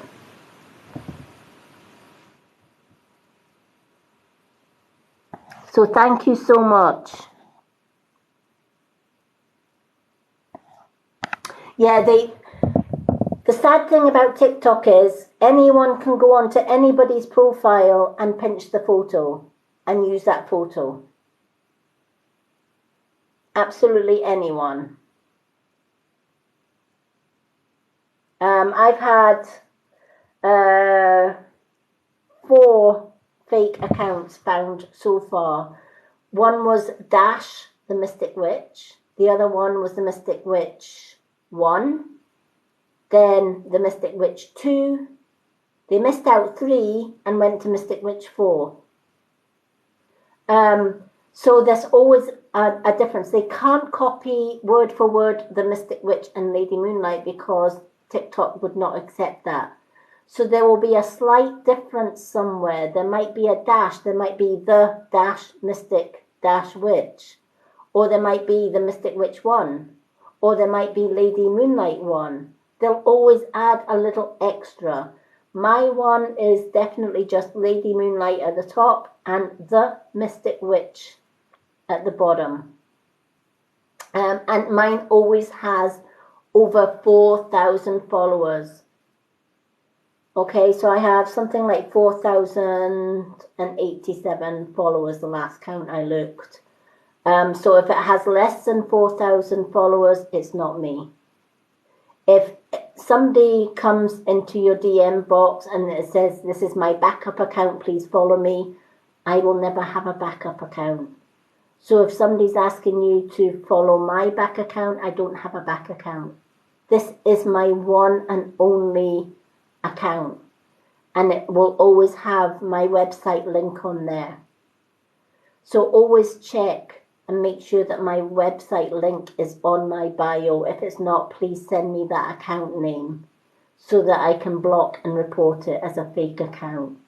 The more that we can work together to pull out the scammers, the better. So thank you so much.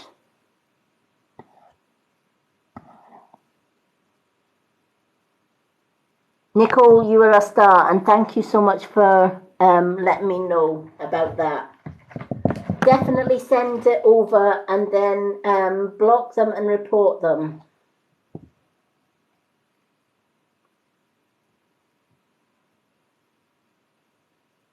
No problem, Becky. Thank you so much for helping out tonight. You are a star.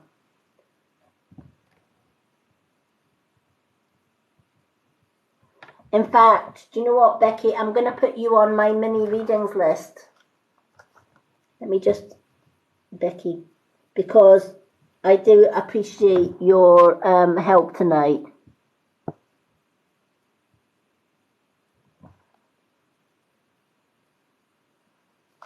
Okay, so going back to Tanita, definitely get the baking scales out, get the recipe books out and start baking. There's a lot of people that are going to enjoy your recipes.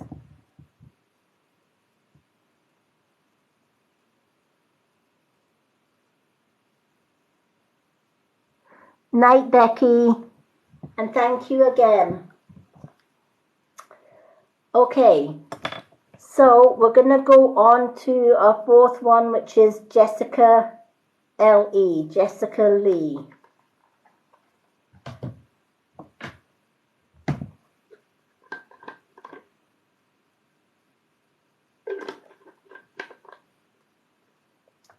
I also have an ex who is an abuser, and my daughter is also an abuser, and they often try and make fake accounts as well to try and get me kicked off TikTok. So please let me know, folks, if you spot any fake Lady Moonlight or the Mystic Witch accounts, so that I can report and block. The more that we can work together to stop these scammers, the more that I can keep all my followers safe. And if you're ever in doubt, please ask. Okay, but the best way to find out is that website link. If I do not have a website link, it's not me. And also, I don't do backup accounts. And I don't do DMs. People are free to DM me, no problem. But I don't believe in jumping in anybody's DM box and asking for readings. I will never do that. I don't need to. I just need to come on here and offer free readings. And people find me. That's the way I work. There's a lot of people out there that take advantage of good readers, and they see a fast buck. That's the way of the world. And they can't do the readings themselves. So what they do is they pinch readers' photographs, they make up a fake account, and then they try and get some of my followers, and they jump into my followers' DM box and say, would you like a reading? And they'll tell you the cost of the reading, and you give out your hard-earned money and you don't get a reading. So please be careful, folks out there. Know that I will never, ever DM you.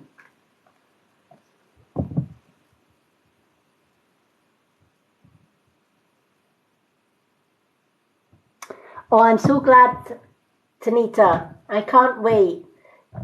And feel free to share some of your baking photos. I would love to see some of your baking. You'll probably get my mouth watering because I love, love, love, love, love cakes. Why not share some of your baking on TikTok? You know, you can even advertise on TikTok. There are thousands of people on TikTok. and some maybe even near you. You could get your first customers there. I sell a lot of my healing jewelry on TikTok.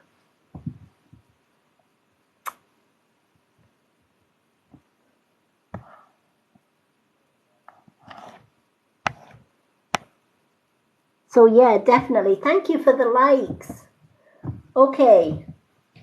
So let's pick a card for Jessica. Do we still have Jessica?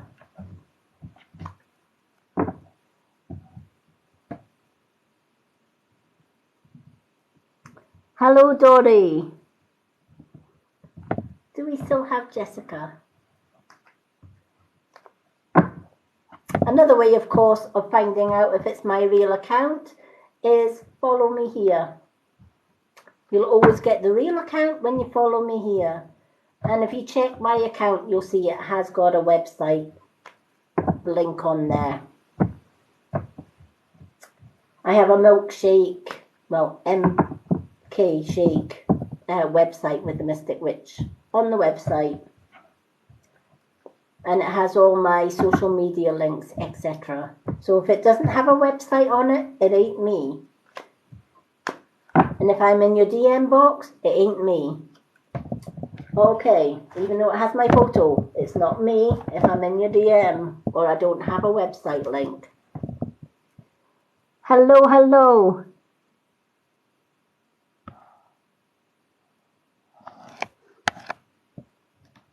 So, I don't know if we still have Jessica. Is Jessica still with us? Oh, lovely Jessica.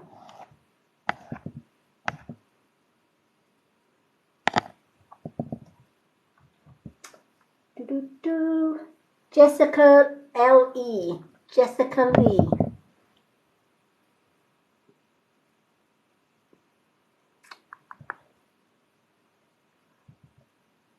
Okay, I don't know if Jessica's still here. Thank you for the likes, Chelsea. Okay, I'm going to read Jessica's card anyway, because I don't want to keep people longer than I have to. And I'm sure Jessica can go to my website on my bio and catch up with this live, which will be on my YouTube channel and also on my Facebook group, The Spiritual World of the Mystic Witch. All my social media links are on my website, in my bio here on TikTok. The Wheel of Fortune is the card for Jessica. So your past, I feel, has been pretty rough. There's been ups and downs all the way through it, as life often does with us. And you may find that in the past, luck and abundance, etc., has not always gone your way. However, when the Wheel of Fortune comes into your reading, it's telling you your luck is about to change. All right? And keep positive mind and use positive affirmations. If you're looking for abundance, ask the universe for abundance and then see that abundance in your own mind's eye. And then imagine that you've already got that abundance in your hands. And then feel what that feels like. You know, just close your eyes and imagine you've got all this money and enough to pay the bills, the food, etc. How are you feeling with that? Do you feel relieved, de-stressed, without any worries or cares? Hold on to that feeling and then manifest it. A lot of people think that manifestation is all about just saying to the universe, bring me some abundance, and then they do nothing else. We are beings of energy. Universe works with energy. Energy is all connected. We're connected to earth, sky, we're connected to plants, to other animals, etc. When we think something, it's connected to everything. So we can use that energy to bring whatever it is that we need into our lives. So if we want more abundance, we're going to say, bring me some abundance.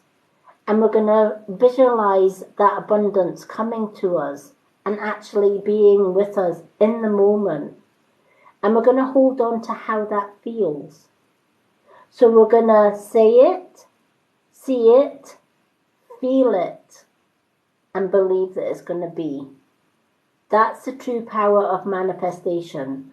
There's no point in asking the universe for something and not believing it. It's like those that don't believe in fairies will never see a fairy. Those that don't believe in magic will never see magic. All right? We can bring our own reality. We just need to manifest it. So this card is saying it's time to change habits of a lifetime, Jessica. And instead of saying, I'm unlucky, nothing ever goes right for me, you need to change that mindset and you need to say, I am lucky. Things are going to be okay. Things are going to work out for me because I feel it. I see it, I feel it, and I'm going to ask for it, and it will be so. And manifestation does work. I've been manifesting what I need in life all of my life, and it's never let me down yet. But not everybody knows how to manifest. Not everybody knows how to use the power of mind and thought.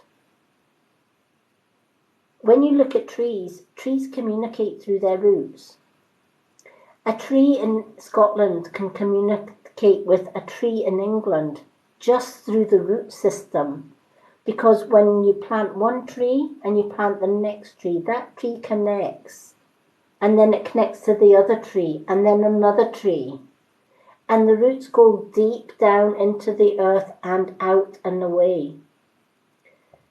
Trees can work through sending messages, and a lot of people love to tap into that energy. If you hug a tree and you just close your eyes and you ask the tree, share your wisdom with me, share your knowledge with me, and say it with an open mind and an open heart, and the tree will freely share. But a lot of people just walk by the tree and just ignore it. This is the true path that we are all connected. Even with our plants, talk to your flowers. They will grow. Give them water, give them food, give them love. They will grow and they will be nurtured, but ignore them, they're going to die and wither away. We are all connected. So this card is asking you to change your own luck in the present and the future. The world is your oyster. This is what the Wheel of Fortune is saying. It's time to learn and believe in the art of manifestation and then make your better future. Any negative thoughts, cancel, clear, delete them from your mind and change it with a positive. For example, instead of saying, I can't do, say, oh, wait a minute, cancel that. I can and I will do it. Instead of saying, I'm not going to get that job, tell yourself, yes, I am. I'm going to apply for it. I'm good enough. I've got the skills needed. I'm exactly what they need. And when you change from negative to positive, that's when the magic happens. That's when the manifestation happens. You will never manifest anything if it's negative, but you will manifest what you need if it's positive. And it's said out of love and also belief as well. So Jessica, I hope this card will have meaning for you. Hello.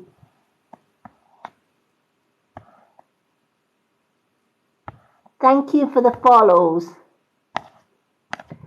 Unfortunately, my readings list for tonight is closed. I only read for 8 people. But if you go to my bio, if you give me a follow and go to my bio, on the 3rd post along, it's a pinned post, it has a readings list. If you ask for a card, I'll put your name on that list And in my spare time, I give everybody on that list a little mini reading on my profile. Failing that, I'm back again on Friday with another 8 readings. Okay, so we've just done Jessica. So we've got 4 names left on tonight's list. Leo 710677 is next. And then we'll have Helen Massaroni. And then we've got Coburn Luca and Candy Harding. So Leo 710677.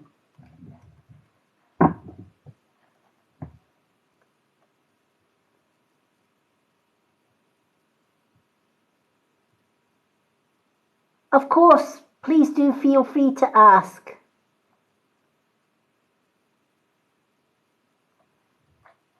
Always glad to answer any questions for anyone else that has visual impairments.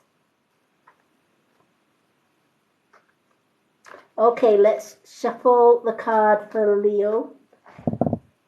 Thank you for being patient, Leo. Now you know why I only read for 8 people on my live, because I never rush my readings. I always take my time. It's how I work. But yes, Mary Mill, please do ask. Hello, Rosie. Welcome. Yay, Rosie's in the room. Rosie's another one of my moderators. She is awesome.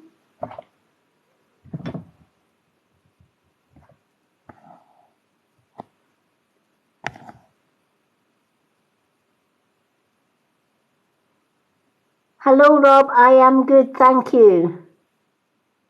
Oh, Leo, you're more than welcome. Mary Mill, yes, please feel free to ask any question that you need about my vision, etc. Even if you want to message it, if you feel you need to message it, please send me a message. I'm more than happy to answer a message.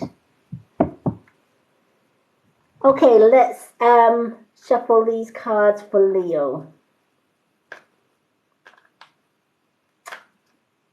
I'm so glad you are enjoying the live, Leo. It's always nice to meet new faces. Okay. So let's shuffle these cards.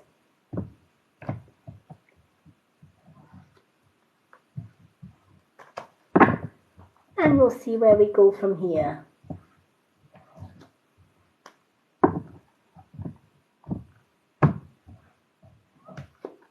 I think I will do another profile post about fake accounts. I did one not so long ago when the last fake account was going around. So I think it's time to do another one, just so that I can keep all my followers safe. For all the new people that have just come in, I've been told today there is another fake account going around with my photo on it. So be careful, folks. If somebody with my name, Lady Moonlight or the Mystic Witch, comes into your DM and asks for readings or blessings, it's not me. So let me know if you do get any DMs with my photo on it. Even if you send me a screenshot or their link so that I can report and block, that would be most appreciated. Because I want to protect all of my viewers. I will never DM you. I have over 4,000 followers. A fake account will not have anywhere near 1,000 followers. I will never have a backup account. So if somebody with my photo comes in and says, follow me, this is my backup account, it's not me. Please send me the link so that I can block and report them for being scammed. Also, my account has a website. On my account, a fake account will not have a website link.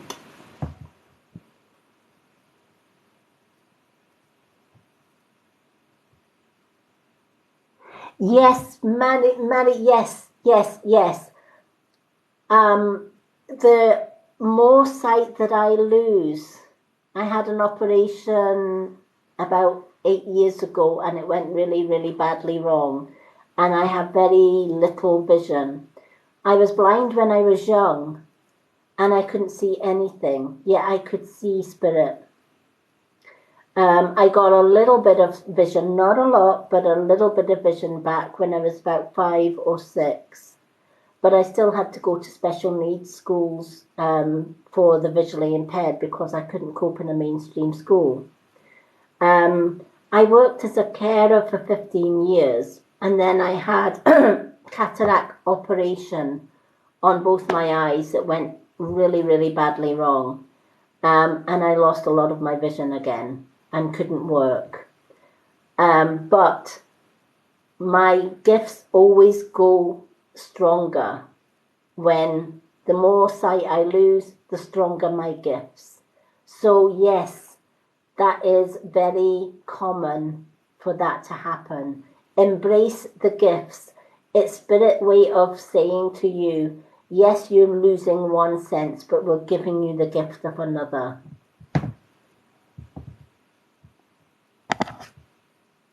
And they always say that, don't they? That if we lose one sense, we gain another.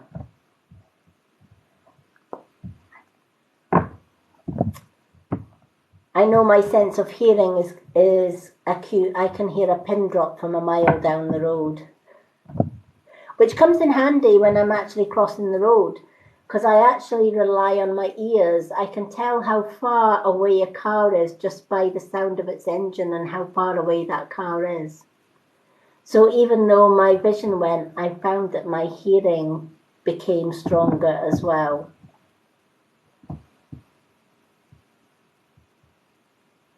Yeah, definitely. Seems we have a lot in common, Mary. Do feel free to follow and I will follow you back if you're looking for a likewise friend. But yeah, you know, you'll find that other senses, like your sense of smell, your sense of hearing, will become more acute. And your third eye, i.e. your spiritual vision, will become more clear as well. You may even start to hear spirit as well, which I do a lot. So I hope that helps. Thank you for the follows, everyone. Yeah, me too. Yep, I can do, like, I can read people.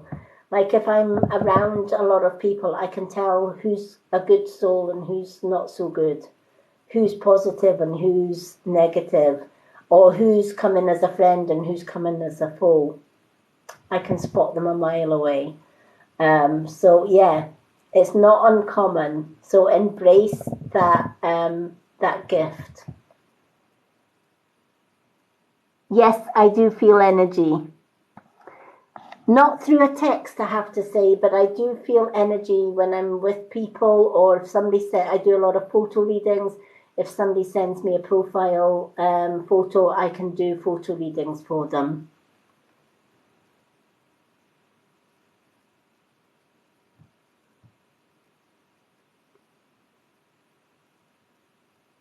Oh, yeah, me too. I don't like crowds. I don't like busy places. I can't handle. I'm very empathic as well. I can pick up on people's emotions, people's moods. And if there's a lot of negative people, I'm like, where's the door? I'm out of there. I can't do a lot of people, which is why I'm pretty much a solitary witch.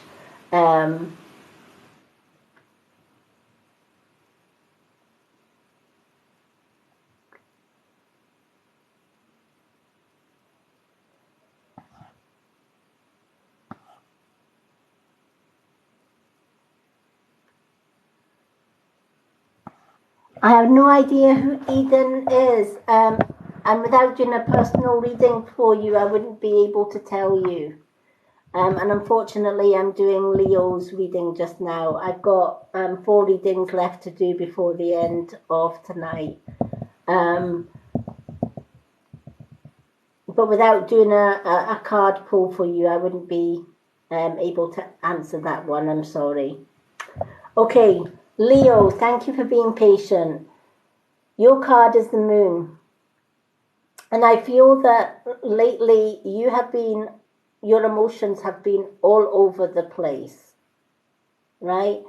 And you may not realize why. Like one day, 1 minute you can be really, really happy and positive. And then for no reason whatsoever, you can start to get really agitated or moody or not knowing what the heck's going on, right? And you have no idea why that is. You've just accepted that that's maybe who you are or the way that it's supposed to be, right? But when the moon card comes into somebody's reading, it's letting them know that when you look at the human body, we are primarily made of water. What does the moon control? It controls tides, masses of water, rivers, oceans, sea. And depending on our own DNA and our own body function, the moon can actually affect some people's moods more than others. I get super energized when it's coming up to a full moon, but that's because I'm a starseed. I'm kind of universal, so I get really energized. I'm more energized and upbeat when it's near a full moon. Whereas when the moon's a bit waning, I'm still positive because that's the type of person that I am. But if somebody ticks me off when the moon is waning, I'm more likely to snap their head off than I am if the moon is full, if that makes sense. Yeah, I can pick up on that as well, Candy, so I get you.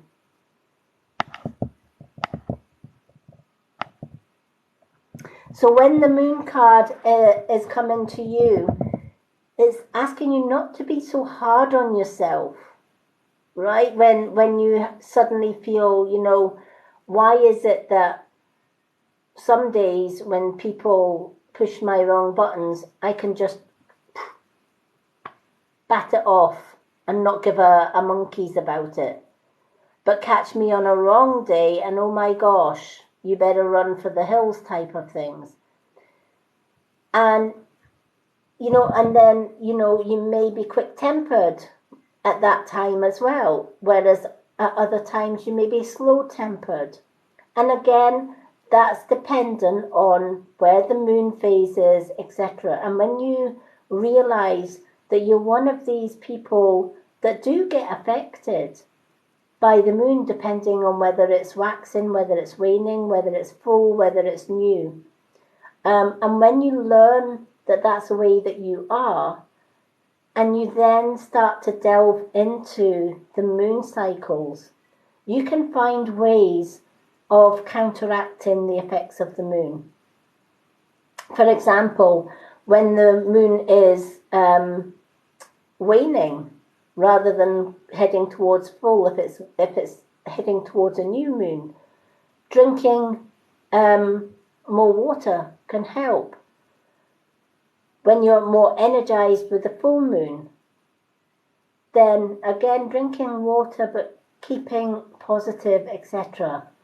Sometimes when it's a waning moon, I forget a lot of the time to drink more water. And then I wonder why I start to feel a little bit out of sorts. And then I think, right, okay, it's time to drink more water. So now I tend to up my water all of the time. And it does make such a big difference.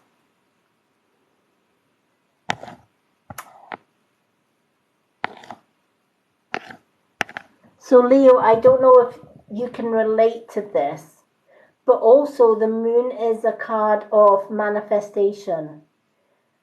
Often people that are affected by the moon, I call them children of the moon, because they can harness the moon's energy and manifest what they want. I love the energy of the moon. So when it's a full moon, that's when I manifest abundance, or I manifest love, extra love, or positivity, or luck, or whatever, when the moon is full. So I can tap into the moon's energy when she is full. Just the same as when she is waning, I can tap into her waning energy by releasing what I no longer need. So, any trauma that I've went through in the past, and believe you me, I've been through 50 years of bullying and abuse. Doesn't get any more traumatic than that. But I use the waning moon to release all of that. And then when it's a full moon, I manifest. And that's how I work with the moon cycles. So you can use the moon to help with your life's path.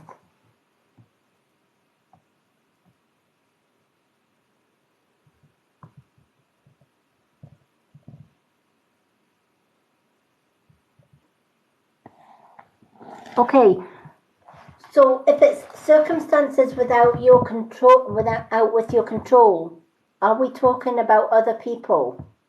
Circumstances relating to how other people are with you?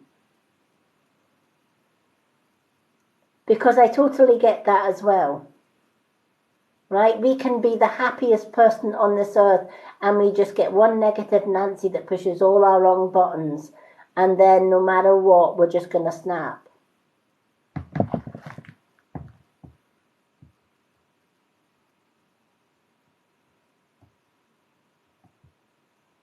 Yes, I can. Yeah, I certainly can. Not just that, I can feel energy when people come into our home. If we get visitors, and some of our visitors are the most positive visitors, and then I get another visitor that basically turns the room black, the atmosphere black. And the minute they've got their backside out the door, let me tell you, I've got my sage stick out, and I'm saging and I'm smudging the hell out of the house to get rid of the energy. And I'm opening the windows and the doors, just to bring back that positive energy. So yeah, I definitely get you on that one.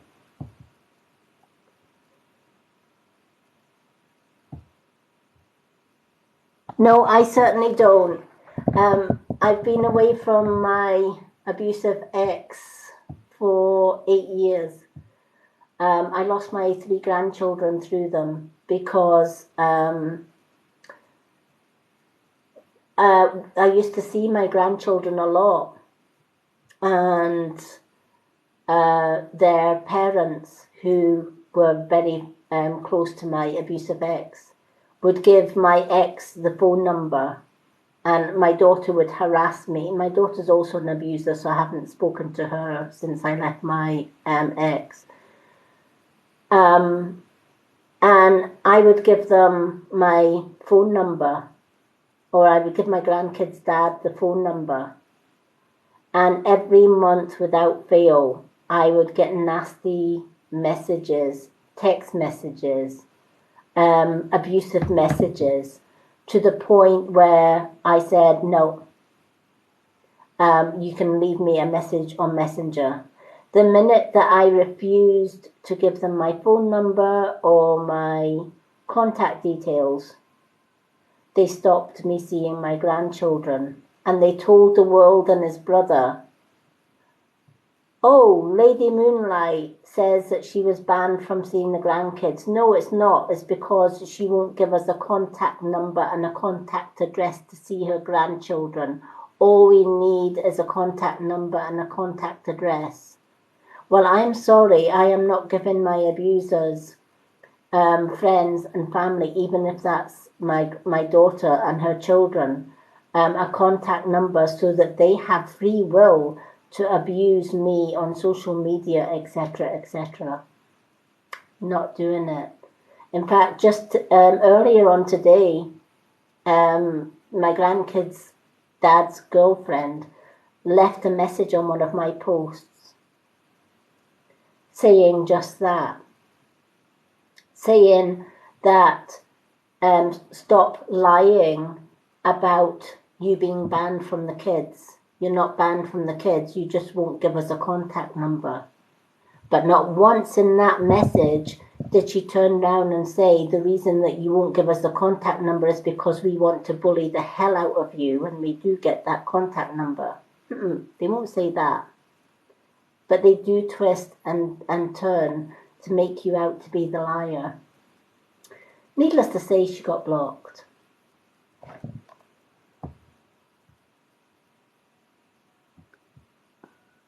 Yeah, I'm definitely an empath.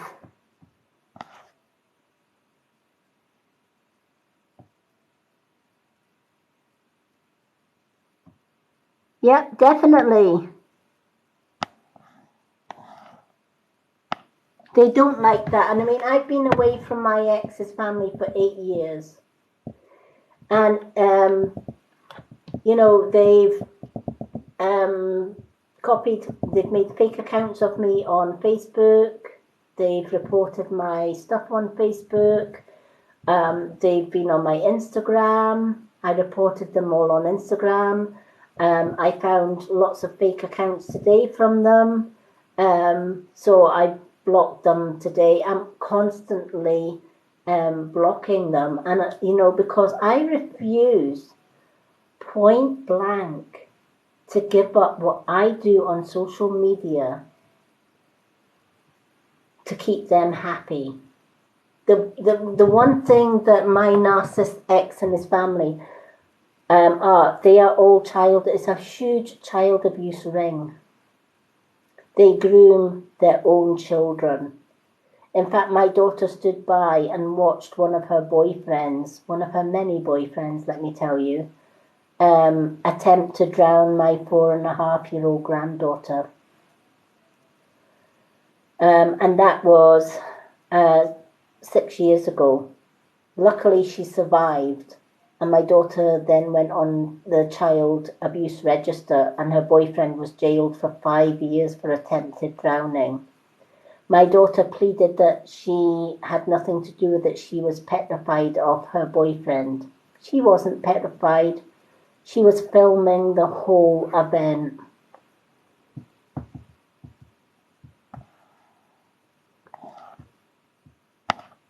So yeah, these are the people that I am blocking on a day-to-day basis. And that's why I will always say to all my followers, please, if there is a Lady Moonlight or a Mystic Witch jumping in your DM box or telling you that they want money for readings or blessings, it's not me.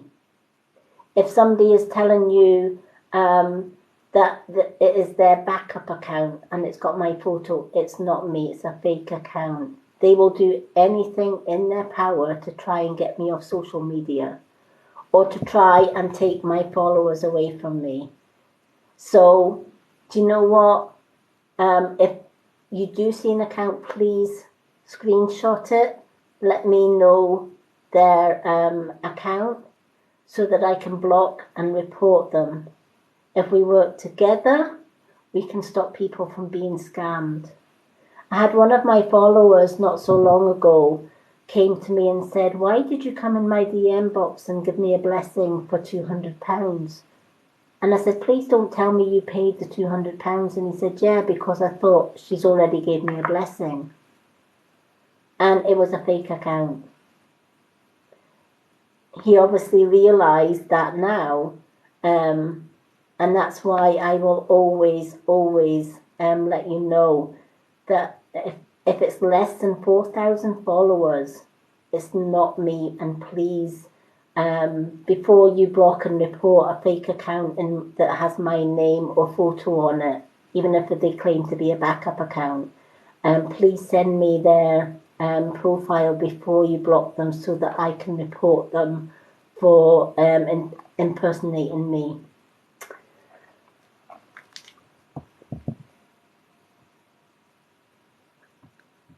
They certainly will. Oh, thank you.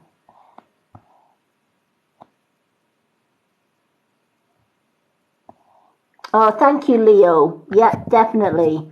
Luckily, I have a strong partner who is very protective. In fact, if it wasn't for my current partner, I would be dead because the night before I left my ex, he tried to take my life. Thank the Lord he failed. He drugged my coffee and tried to strangle me and failed. I was subject to an attack that I didn't even know about until I woke up. And it wasn't until later, or it was days later, I had flashbacks of the attack. Not at the time, but the day that I left him. But yeah, I'm so lucky to get out of that relationship alive. Of course, he didn't want me leaving him because I knew about his abuse ring. He was the ringleader. And they've abused my own grandchildren. Even my own daughter abused her own children, and I turned my back on my granddaughter. I'm not my granddaughter. I turned my back on my daughter. Do I regret it? No. If you can stand there and abuse your own child, I won't condone her actions. She's very much like her dad. Thank you, Candy. It is. But it is what it is. But you know what? 50 years of abuse and bullying has helped me immensely because I now run a private group on Facebook called the Purple Hearts Unite. It's on my website. The link is on my website. And after the stunts that they pulled today, I am going to do a live in that private group telling my story. So if anyone's on Facebook and they want to join it, please feel free to go to my website, and all my social media is on my website, on my bio on here. Oh, thank you, Helen. Unfortunately, the world is full of narcissists. I also, when I joined TikTok about 2 months ago and started my work on TikTok, I now have started a movement called the Purple Hearts Unite. You'll often see on my post, I hashtag purple, then a purple heart -S unite. That's my movement. And what Purple Hearts Unite is all about is, if you support women and children who have gone through bullying, abuse, whether it be sexual, mental, whatever, if you put a purple heart on the top left of your profile or on the top left of your posts, that lets any abused woman or child, or even men that go through abuse, when they see the purple heart, they know that that's a safe place for somebody to talk to. When I was going through 30 years of abuse with my ex, in the marriage with him, I had nobody to talk to, because they isolate you from your friends and from your family.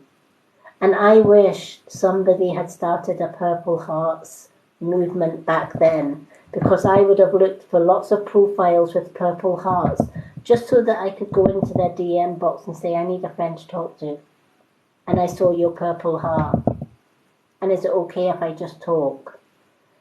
Sometimes just having somebody to talk to can make a difference between a life and taking their life, because several times when I was going through abuse, suicide was not very far from my thoughts. And it's the same with a lot of other abused women. They feel trapped, they don't have anyone to talk to. And when I got out of abuse, I wanted to find a way to help other abused men, women, and children.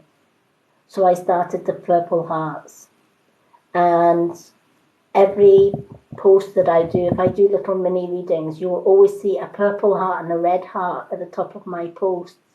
The purple heart is for the Purple Hearts Unite, and it lets other abused women and children know they can come into my DM box and say, I'm being abused, I need help, I need somebody to talk to. It's a lifeline for people that are going through that abuse. A lifeline that I never had, but that I can do a small way to help other people.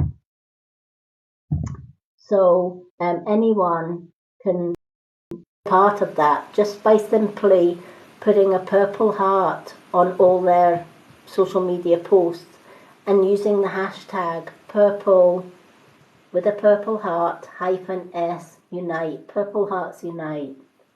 You'll see it on a lot of my posts on my profile. I always have. I do a few posts with Purple Hearts Unite with the hashtag. And a lot of my posts have got the hashtag in it. And the red heart is support for support. If people are supporting my post by liking and commenting and sharing, I will definitely go to their post when I see their post and do the same. It's support for support, and it's a Red Hearts Club. So just putting that out there. But going back to Leo's card, if it's people around you that's causing all the negativity and all the emotions, remember, you might not be able to change people and their moods and their words and actions, but you can and you do have the right to cut them loose. You know, I cut my daughter loose. It's the hardest thing for a mom to do, but for my own sanity and my own safety, because she works with her dad and she's very much in with the abuse ring. It was necessary for me to cut my ties with negative, abusive people and to surround myself with only positive people. And that's why a lot of people will come onto my lives and say, it's the most peaceful, calm live I've ever been on. Yeah, because myself and my moderators know that if anybody comes into my life that is negative or abusive, they get blocked. They don't get it 1, 2, or 3 chances. It's just block. That's the way I work.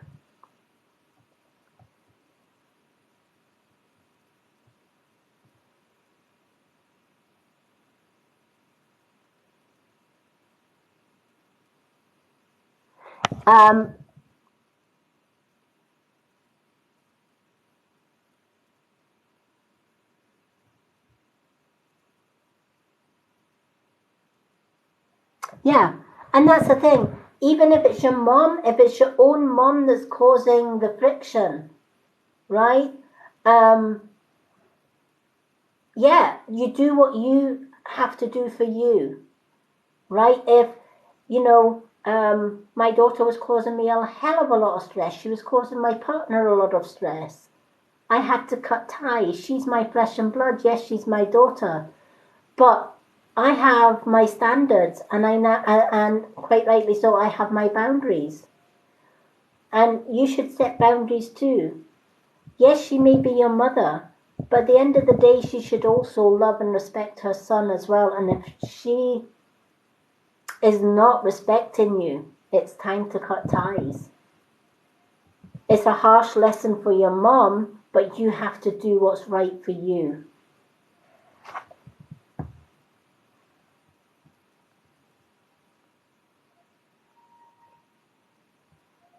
Yeah, exactly. Cut ties always.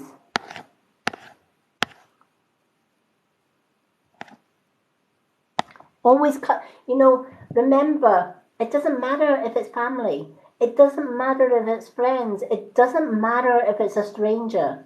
If they are bringing you negativity, if they are bringing you stress, if they are, mentally abusing you in some sort of way and putting you down and constantly putting you down and making you feel uneasy, cut them loose.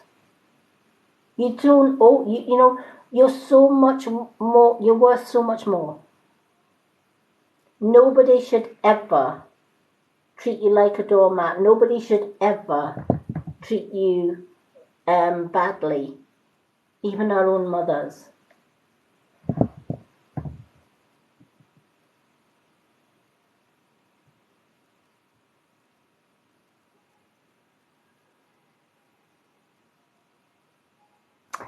How old are your children? Are they quite young? Remember, even narcissists can use children. My ex's family tried to use my grandkids by saying, you either give us your phone number and your contact details, or you do not see your grandchildren. And I says, that's fine then. I won't see my grandchildren because you will not get my phone number so that you can harass and bully me. And ultimately, I know that my grandchildren will come and find me when they are old enough to make up their own minds. So the reason I'm asking how old is your children, if your children are still young, remember you're the parent. And you have to protect your children as well. You know, my grandchildren were being abused, but they loved their parents because they're too young to know any different. They were too young to know the difference between love and abuse. But I did what I could to protect them. And as a parent, you've got to do the same too. And sometimes it's a case of, you know, saying to your mom, this is how you're treating me. And if you're treating me like that, there's no way you're going to get to see the kids until you change your ways. Because you've got to do what's right for you, honey, and you've got to do what's right for your children.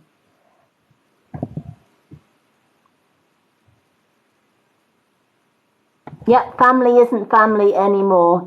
It's so true.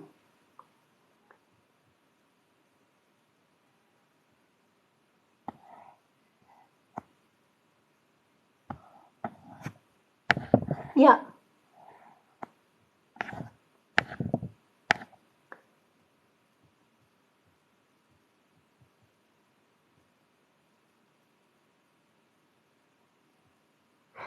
And there you go. This is the thing. They will use the younger ones because young children can be manipulated, they can be groomed, they can be tuned in. And when you're allowing the younger ones to see your mum, she is going to brainwash your children. Right? She is going to plant seeds into your children's head because they're still young enough to do that. But remember, you're the parent. And even though she's your mum, you can say, no, I'm not having my children used as a pawn in your game. You're not going to abuse my children negatively. And if my children want to see you when they're older, then that's entirely up to them. Your two older children can see it. That's because they are older. And that's why I don't worry so much about my grandchildren, because when they are older and they get into society and they realize exactly what the game is, then they change. But your two younger children, do what you need to protect them at all costs.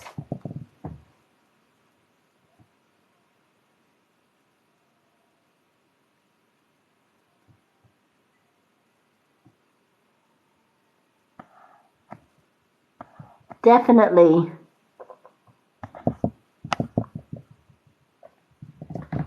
You know, it might sound harsh, and let me tell you, your mother is not going to like it because you're taking control back. While you are allowing her to manipulate your younger children, she has control, and she knows it. And she will use that control to manipulate your children behind your back. My daughter was an expert at it. You know, I'll give you an example. When my daughter was letting my grandchildren come and see me, my middle granddaughter, who has learning difficulties, came into the house bawling her eyes out, breaking her heart. And I said, for goodness sake, what is wrong? Come and tell Gran all about it. And she says, I'm going to miss you, Gran. And I said, why are you going to miss me? And she said, because when I'm 16, which was going to be in 2 years' time, you're going to be dead. And I looked at her with horror and I said, why would I be dead? Because Mum said you're dying of a really bad cancer and you've only got 2 years to live, and I should make the most of my Gran. Now, that is the most cruelest thing that a mum can tell her child. And I had to tell my granddaughter, 1, I do not have cancer, and 2, I intend to live more than 2 years. You better believe it. And, 6 years later, I'm still here. But these are the lengths that they will go to behind your back. So you need to put you and your children first. Narcissists and abusers will do everything in their power to turn even your own children against you. Don't take that power back. So I hope that helps.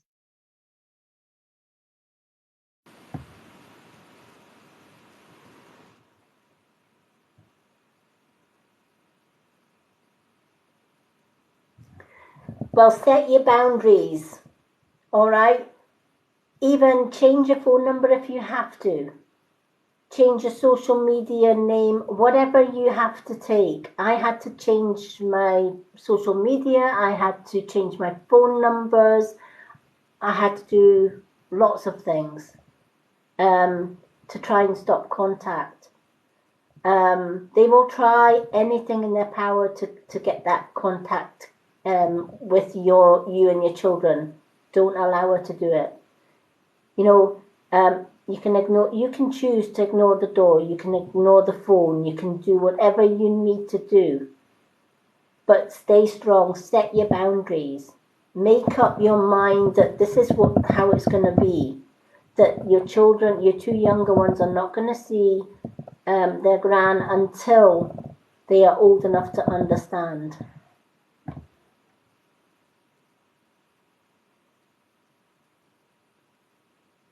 Yeah, exactly.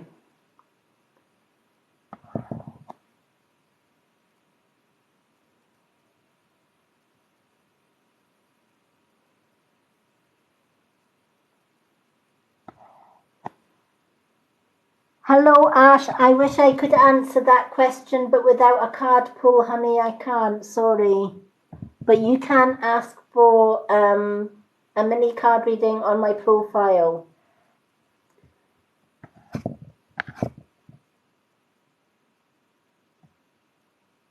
Leo, you are so welcome. Thank you for the roses. I can't answer whether you and your husband will get back together. What I can say is normally if they're an ex, they're an ex for a reason. And sometimes with all the best will in the world, even if you did get back together, it would never be the same the first time round. Ultimately, I can't say to you, yes, you will get back together, or no, you won't. Ultimately, that depends on him and, of course, yourself. Because if he doesn't want the relationship, it will never work. You'll never get back together. And even if you did get back together, would it be the same? Most likely not. It's never the same the first, second, or third time round.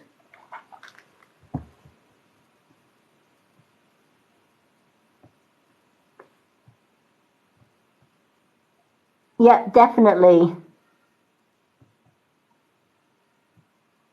It is, Candy. It's the hardest thing in the world to do.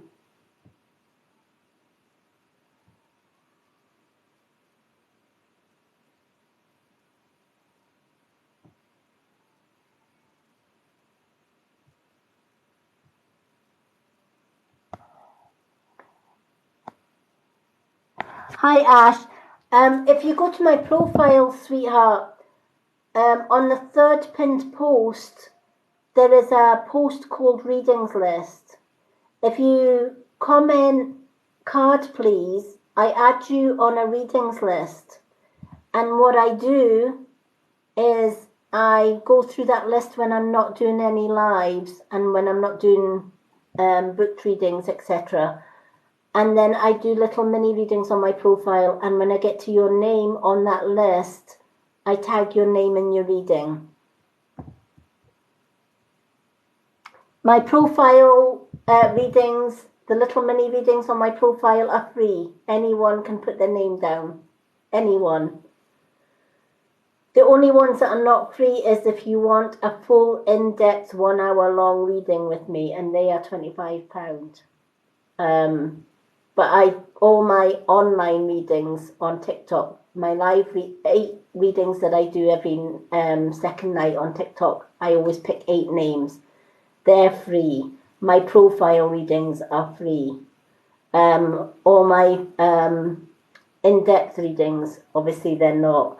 I've got my price list on my website in the bio for my booked readings, but my live readings are always free, and my mini readings on my profile are free as well. Thank you so much. Okay. So thank you, Leo71, and I hope that helped. If you want to change something, ask the moon. On a full moon, manifest what you want. If you want, there's a simple spell. If you believe in spells, there's a simple spell that you can do to keep your mum's negativity away from you and your children. And it's simple. You just need a little jar or a little container. And what you do is you write your mum's name on that, on a piece of paper, and you place it in a jar, and you fill that jar with water, and you seal the jar or the box, and you put it in the freezer.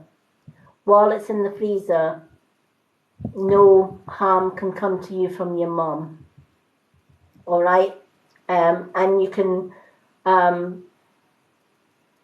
as you're placing it in the freezer, you can say, while you're in the freezer, your negativity or your actions can no longer harm me. But you can also ask the moon as well to keep you strong enough to be able to cut ties with your mum and to protect your children at all time. Remember, the moon and the universe is always listening. And I always say, if you want to manifest from the moon or the universe, there are several things that you need to do. First, you need to say it. Then you need to see it happening in your mind's eye. Then you need to believe, then you need to imagine you've already got it. So you could imagine your mum behind a barrier and how free that makes you feel. Hold on to that feeling of, good, there's a barrier between me and my mum, she can't get to me or my children. You keep that feeling of freedom and then manifest it. Because if to manifest, a lot of people think to manifest you just need to say it and it's done. There's a lot more to manifesting than meets the eye. You need to say it, see it in your mind's eye, feel it in your being as if you've already got it, and more importantly, believe it. Believe that it's going to happen, and then watch the magic happen. So thank you so much for joining me, because you got that beautiful, beautiful reading. Stay strong and keep those boundaries. Remember, you're the parent. It's your children. You need to do what you need to do to protect them. And you, of course. Oh, you're more than welcome.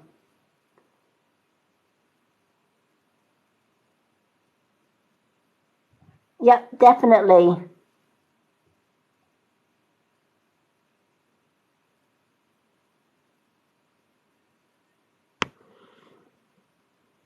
Yep. And remember, what we put out into the universe, we get back. So if, be careful what you tell children, and I always say that to my grandchildren before I lost contact with them. I will always say to them, for the things that your mom have said to you about me, i.e., your gran is going to die in 2 years because she's got cancer, their words are going to come back and bite them. Chances are my daughter's going to catch cancer. But she manifested that through her own words and actions.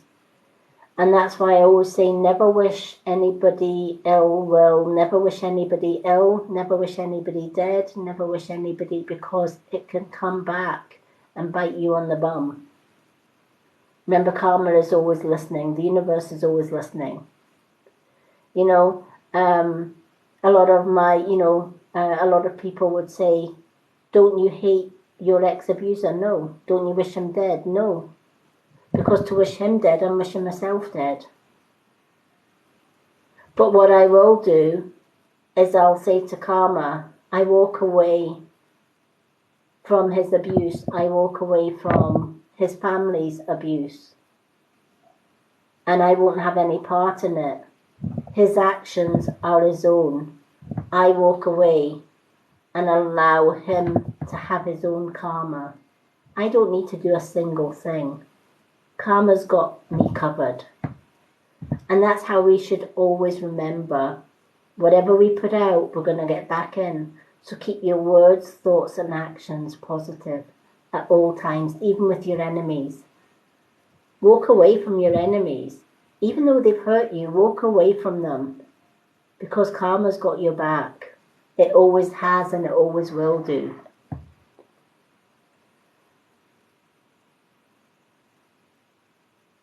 So I hope that helps, and thank you so much. Okay, I'm going to get on with the next 3, otherwise we could be here all night. That's why I only read 8 names on a live, because I do put a lot of detail into my readings, but I want to give you folks the best guidance and help that I possibly can. I'm not one of the readers like you see other readers on TikTok that they write 2 cards every second. I can't do that. That's not my way. And that's why I stick to 8 names on my lives. And I also have a free mini readings thing on my profile as well. There often is a waiting list. If it's, but sometimes there's no waiting list on it. It depends. Some weeks I can go to that post on my profile and there's like 20 or 30 names on it, and I'm like, all right. And I'll do like 5 names a day to try and get the list down. And other days there's maybe 2 or 3, which is easy done. But that offer is there for everyone. Anyone can go to my profile and get that free reading. You're more than welcome. Okay. So we're on to Helen Marceloni. If I pronounce your surname wrongly, I do apologise. I'm hopeless with names. But I don't know if we still have Helen. There she is. Marciari, is it? If I pronounced your surname wrong, I do apologise. I am hopeless at reading names out. So I'm just going to call you Helen. It's so much easier.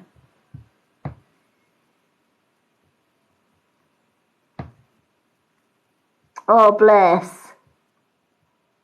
Yeah, it can be so hard, can't it? It's really heartbreaking. You know, the hardest thing is like birthdays. My grandkids' birthdays, Christmas. They're the hardest days when you can't see them. Um, but I will not lower my standards and give my grandkids' parents my phone number or my email or my address so that they can freely abuse me on all social medias. Not going to do it. Been there, done it, and worn the t-shirt. But they will twist it and they will try and get on my posts. Like my grandkid's dad's girlfriend did that this morning. She's only a girlfriend. And here's the thing. My grandkid's dad, this is how messed up this family is, right? It's a huge child ring, but my grandkid's dad is still married to my daughter, even though they've been separated for 8 years. But he is married with a girlfriend. He's married to my daughter, but he has a girlfriend. And my daughter is still married to him, but has a boyfriend. And they both refuse to get divorced. Go figure. So they're both close to my ex as well. So if one gets the phone number, they all get the phone number. And that's why I had to cut ties. But they will quite happily tell my followers or come on my posts and say, we did not ban her from seeing her grandchildren. She just refused to give us a contact number, so she's not seeing her grandkids until we get a contact number. It's the same thing. It's blackmail, whichever way you look at it. It's like, give us the number so we can abuse you and you get to see your grandchildren. Not happening. Hello, Betty. So, and needless to say, she got blocked. But that's how I will not lower my standards, and neither should anybody else.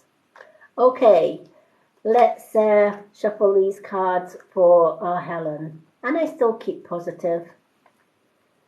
Sorry, I don't know that. Even Alexa's answering me. Oh, dear me. Right, okay, let's shuffle the cards for Helen.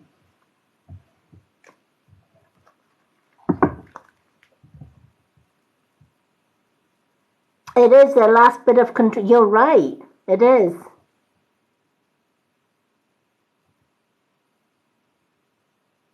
Yep.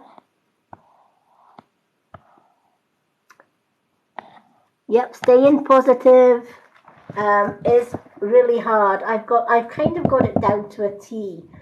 When I told myself there's no way I am allowing them to control, there's no way I'm allowing them, because my partner turned around and says, maybe you should come off social media. Why? Why should I give up helping other people in order to stop them from trying to control my social media? They've already controlled 30 years of my life, which I've left 8 years ago. I'll be damned if they're going to try and chase me off social media. It's not going to happen. And I've got enough followers now that know me very, very well, that if they came to my followers and spouted out their lies, my followers would tear them to shreds. In fact, I have a few really, really close friends that when they found out about the girlfriend's name, etc., they went and reported her and blocked her and all sorts. So, when you just be true to yourself and you stick to your boundaries, and you have wonderful followers like all of you are, why should I give that up? No way. I've met some wonderful friends, and also similar people that have gone through similar things. And why should we, why should I stay silent to keep them comfortable? It's not going to happen. I would rather call them out than stay silent so that they can stay comfortable. So this little witch is going nowhere.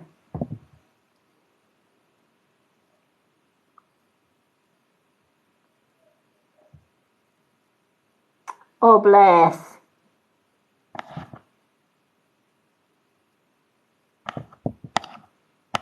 Well, my inbox is always open.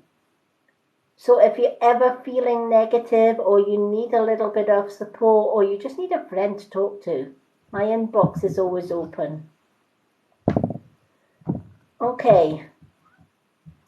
And I have no doubt that a lot of the fake accounts that are going around with my name on them or my photo on them, that are jumping into my followers' DM box saying, would you like a reading or whatever, quite believe that that is my narcissist family. They make up fake accounts to try and do whatever they can to rubbish my name. But I freely talk about it every time I come live so that my followers know me. And that way they know if they get in a DM, I will never DM any of my followers for a reading or a blessing. I will never have a backup account. This is my one and only account. My account will always have over 4,000 followers. My account will also have a clickable website link on my bio. A fake account cannot copy and paste my website link. They can't do it. So that's how you know if it's a genuine account. If you go to my bio and it does not have a clickable website link, please screenshot that account and let me know so that I can block it and report it and keep all of you safe. The moon is magical. I love the moon.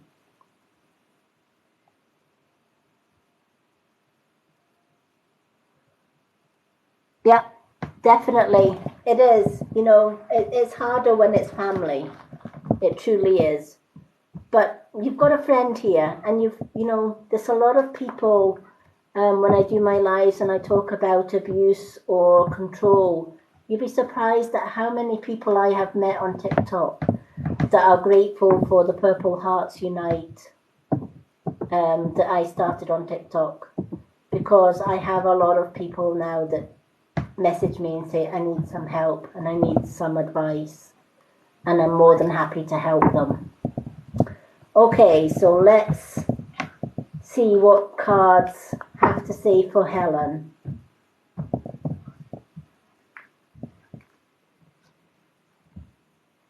Okay, wow, this card's come out twice tonight. It's the Two of Swords.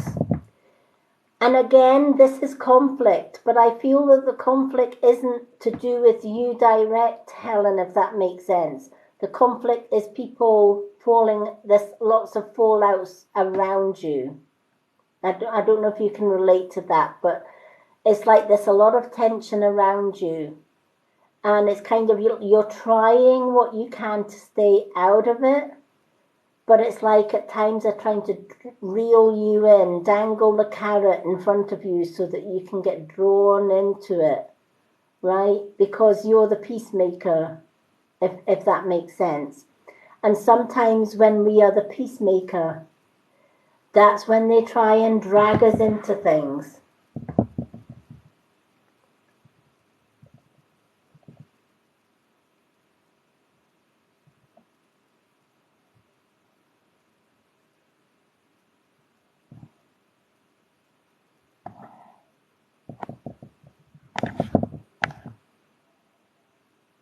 I don't know if that makes sense for you, but if there is a lot of negativity around you, or a lot of people falling out, or there's a debate going on with friends or family, etc., and they're trying to get you to be the peacemaker, the piggy in the middle kind of thing, be careful with that one.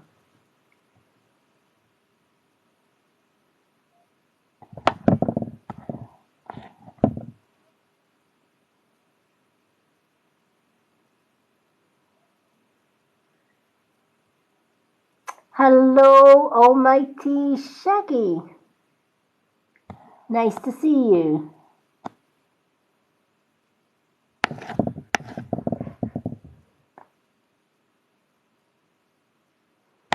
Hello, hello. So, Helen, I don't know if you're still there, but if you can relate to this, you'll know, use your intuition. All right, your intuition will tell you whether you should get involved with this debate that's going on or whether you should take a back seat. Oftentimes, it's much safer to take a back seat or even just try to say to them, look, I'm not getting in the middle of this, but if you can't resolve it, just at least agree to disagree and move on.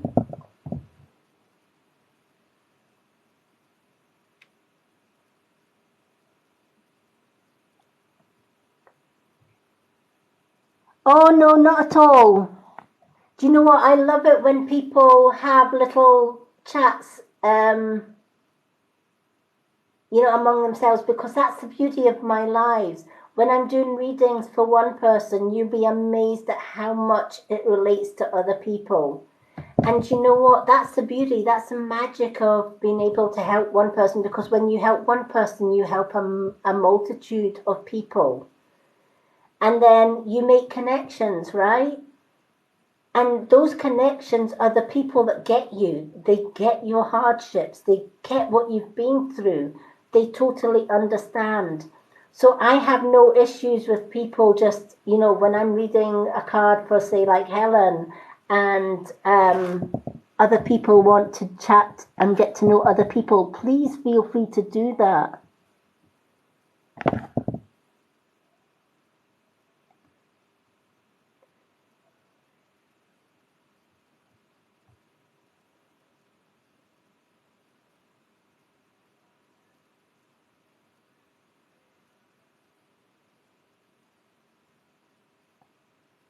Oh, wonderful. Leo's a good sign.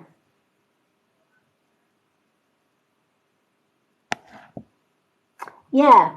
And you know what? When that can happen, it's like when your day is stressful, right?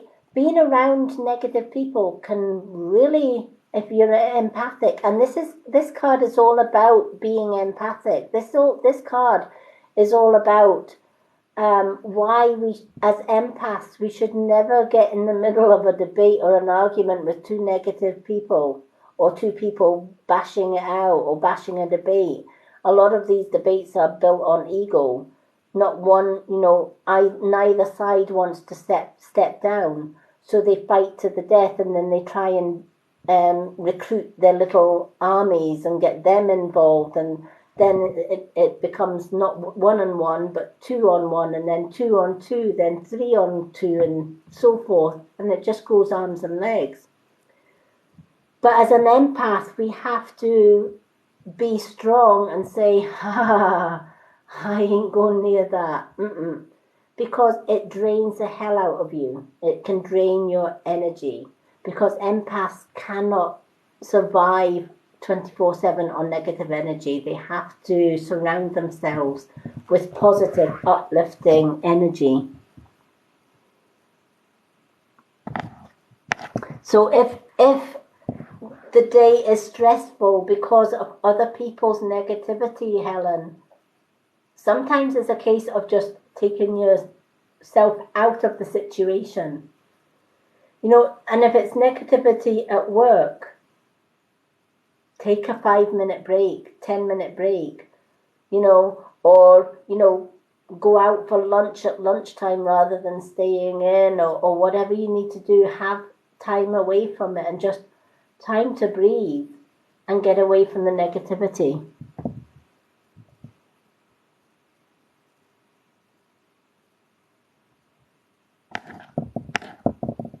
Yeah, exactly. And, I will go out my way and help people, but I won't go out my way to stand and allow other people to bring negativity to me or be abusive to me. If they're abusive to me or whatever, they're out the door. I don't have any qualms about it, because I know my limitations and I know my boundaries. And that's why a lot of people will say, Lady Mina, you're never down. You're always up. You're always upbeat. How is that? Because I choose to be. I choose who I have in my circle. I choose who I allow in my lives. It's a bit like earlier on.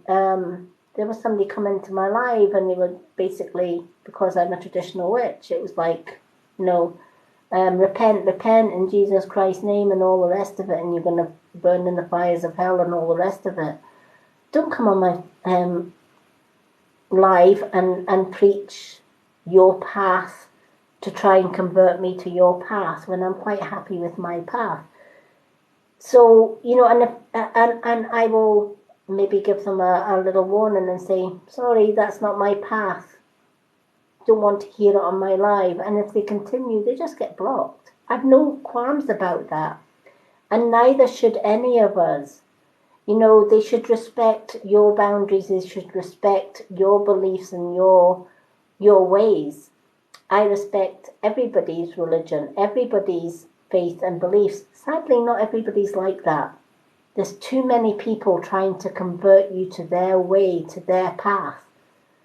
But in all honesty, our path is our path. Their path is their path. We can go alongside some people's paths. I get along well with a lot of pagans, etc., or a lot of witches are drawn to me. And that's absolutely fine. They're quite happy to walk alongside me. But just the same way, I have a lot of Christian friends and a lot of Jewish friends and a lot of Indian friends, Native Americans, and I welcome them into my circle, and they respect my ways, I respect them. If the whole world was to do that, it would be a really, really better place. Sadly, it's not, though.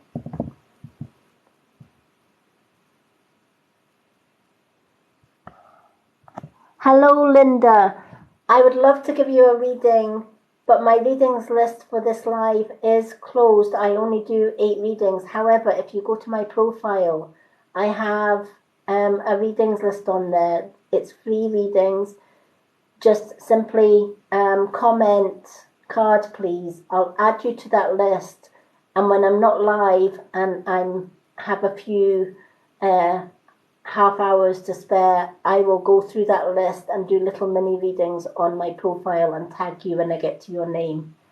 And that reading list is for everyone.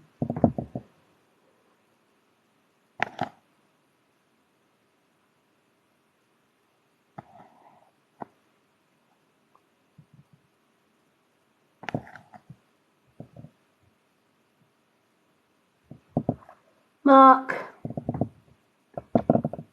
clearly you're a scammer. Goodbye.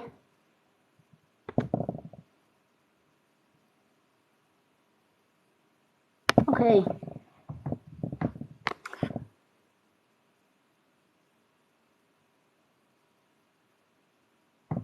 Yeah, exactly.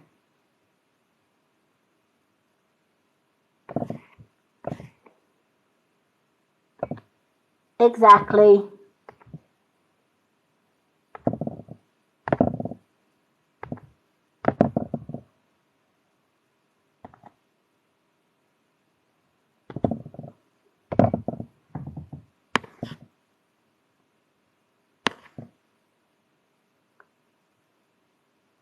So,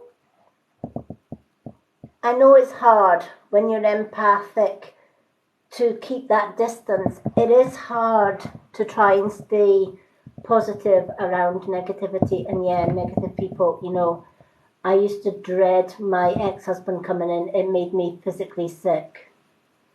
I would get extremely anxious knowing when he was coming in the door from his work, etc. And it would make me physically sick. Luckily, I got out, and I have a wonderful partner now in my life who is anything but negative. He is so supportive and so helpful and understanding, and that makes a huge difference. He's also a male witch and very empathic and very protective of me, which is lovely. But he allows me the freedom to do what I need to do to help other people. It's all about setting your boundaries, Helen, and just keeping to those boundaries. Know that you don't have to put up with being around negative people. You have the choice to cut them loose. Even though that is difficult to do at times, because as empaths, we want to try and help people, but sometimes people's energy is just too negative for us, and it does. I get you. It can make us physically ill.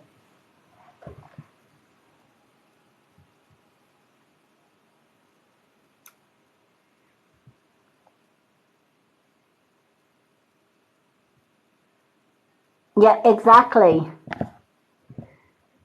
You know, the hardest thing to realize as an empath is we want to fix the world. We want to help everyone. But you know what? Ultimately, not everybody wants to be helped. And that might sound harsh, but it's true. You can't change a narcissist. You can't change an alcoholic. You can't change an abuser. They have to want that change for themselves, and sadly they don't. And you could be the nicest, kindest person in the world, and you're wasting all your energy trying to change somebody that really just can't be changed. I did everything in the book to try and make my ex-husband happy, but nothing that I did was good enough, because if he found fault with one thing and I fixed that fault, he found another fault. It was all part of the narcissist control game. And he loved the fact that he could change the boundaries. He could change the goalpost at any point. So, he would say, oh, you haven't cleaned properly, there's a speck of dust. So I would spend the whole day while he was at work scrubbing the house from top to bottom. And he would go round and spill something and say, I thought you cleaned that, and smash plates, etc. So they will always find fault with you. They will always, they don't want to be helped. Help is not on their agenda. They don't see that they're doing anything wrong. They just need to feel that they are in control. And when you actually realize that, it makes the empath's job a little bit better. It's a bit like that guy that came into my chat just there that said, that I'm a scammer, don't give her any money. I find that hilarious, because I have never asked anyone for money at all. But I didn't even argue with him. It was just a case of block. Normally, when I've got my moderators on, they do all of that. But when my moderators aren't on, if I catch them, I block them. I don't give it a second thought.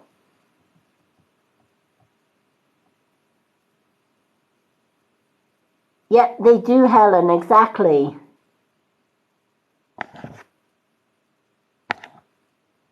So,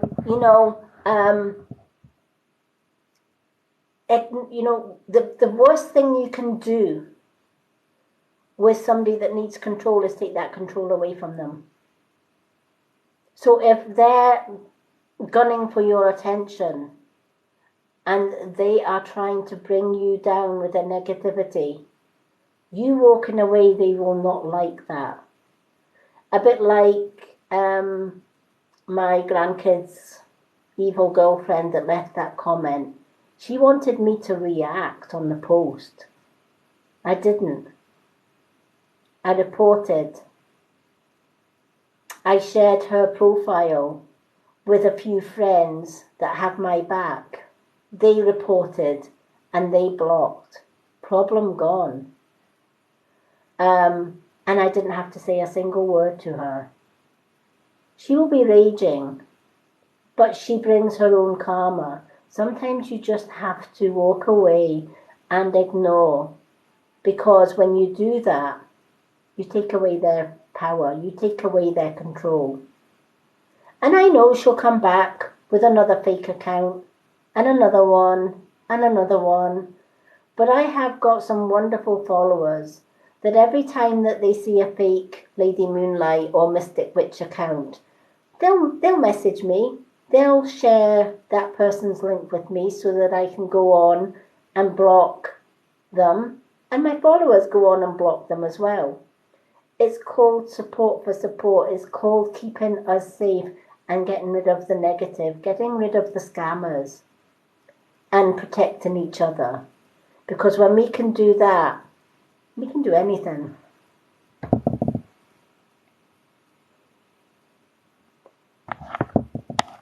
A narcissist or a control person, anyone that wants control or anyone that wants negativity or to bring negativity to you, they're looking for a reaction.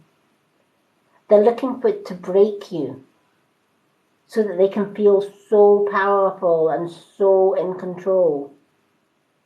What they don't like is to be blocked or to be ignored or for you to walk away and slam the door in their face. How dare you ignore us? How dare you walk away from us when we want to try and break you down? It's the best solution in the world, and it's one that has worked for me time and time again. You know, if they're going to come with a fake account and I find out that it's a fake account, when my followers send me the screenshots, I save that screenshot.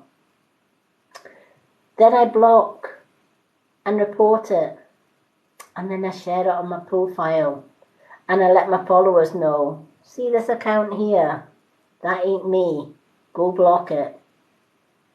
And that's why, you know, you will always see from time to time me doing posts saying, how do you know if it's the real Lady Moonlight? Look for 4,000 followers. If it hasn't got 4,000 followers or more on it, it's not me. Look for a clickable website link. If there's no clickable website link, it's not me. If they jump in your DM box to say, would you like a reading? Or I need money for a blessing, it's not me. If they come in the DM box or they come with another account and say, this is Lady Moonlight, it's a backup account, I will never ever have a backup account. So if somebody comes to you as Lady Moonlight or the Mystic Witch and says, this is my backup account, please follow. Screenshot it, send me it, and then delete and block it. And I'll do the same. The only way we're going to get rid of scammers from hurting our TikTok friends and family is by standing together against it. And that's how we win. Helen, you're more than welcome. Stay strong. Stay away from negative people or people that are going to bring Helen down. You're so much worth that. Put your boundaries up and stick to those boundaries. And watch the magic happen. Because in the end, they don't like that. And eventually they might give up. And if they don't, just keep walking away. I've had my ex's family stalking me for 8 years. And I'm not naive to think that they're ever going to give up anytime soon. So I will keep blocking. I will keep walking away from them. I will keep the control by ignoring their control. And you can do the same. You've got this. And if ever there's days you don't feel strong, jump in my DM box. I'm more than happy to sit with anyone and have a coffee and a chat. That's what I do. So thank you so much, Helen. Okay, last 2 readings of the day. We've got Coburn Luca.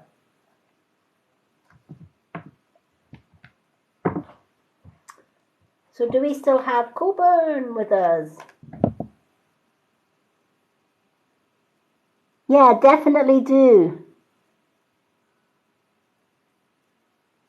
Oh, thank you. Do you know what? I have to get my nails done because if I'm around stressful people, the first thing that goes is my nails. My nails are always doing things, gardening or whatever, and my natural nails always break, so I always have to get like my nails hardened. And I do like all the different colors. This one this one's kind of the metallic chrome, but it has like crystal colors through it with the light, so I love them. But I do kind of change the color every month. I think a couple of months ago I had stars and moons.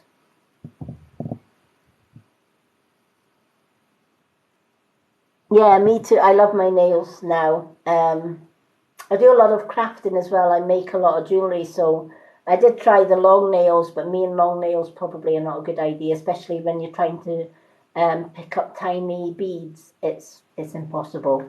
So the last time I got them done, I just said, "Can you just keep them a little bit short?" But yeah, I have to put a hardener on mine. I'm actually trying to grow my own nails underneath so that when my own nails get to kind of this length, I can then just get the hardener on top of my own nails rather than the tips. That's my goal. We'll see how it goes. But yeah, I do like my nails. I like colours. Okay, so do we still have Coburn? I'm not sure if we still have Coburn with us. Hello, Danielle.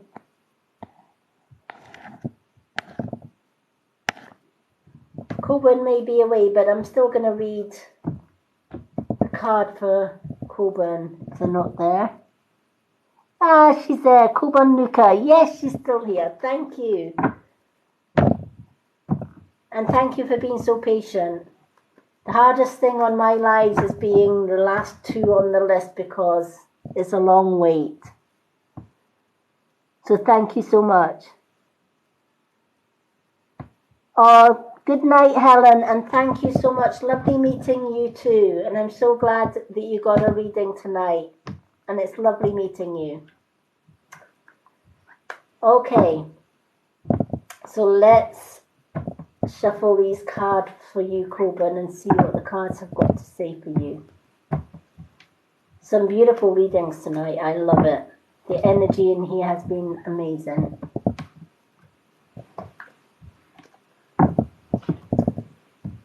Okay.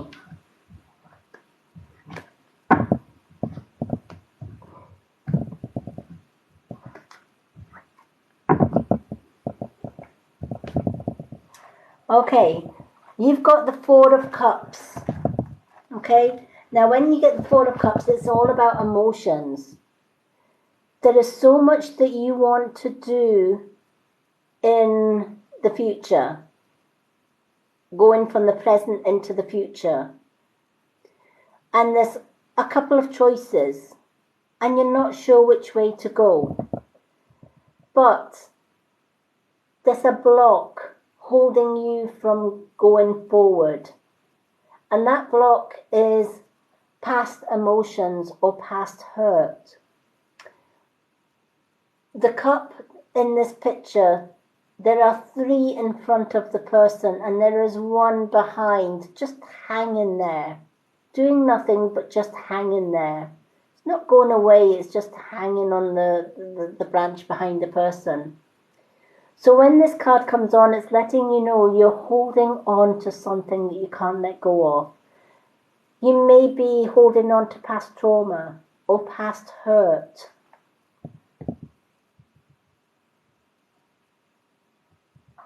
Hello, Prices. I'm good, thank you.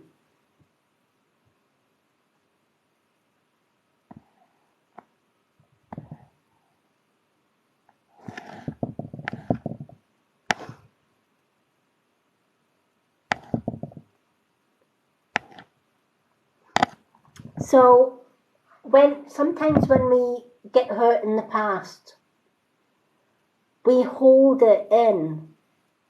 Because it hurts so much, we just bury it. But every so often that hurt comes back to haunt us. It manifests, and sometimes triggers can bring past hurt back as well. Somebody might say something or do something that brings past hurt back. And it just never seems to go away. It goes away for a short time and then it rears its ugly head again. And it's like carrying a pebble in your hand and walking a mile. For that first mile, that pebble is easy to hold in your hand. Then you walk another mile, that pebble starts to feel heavy now because you're carrying it further. Go to 3 miles, that pebble now feels like a brick. And carry on, it gets unbearable to hold that pebble till you have no choice but to drop it because the weight just gets too heavy. When we take things from the past into the present and then keep bringing it into the future with us, that weight and that burden gets heavier and heavier and heavier as we go along. Hello, Betty.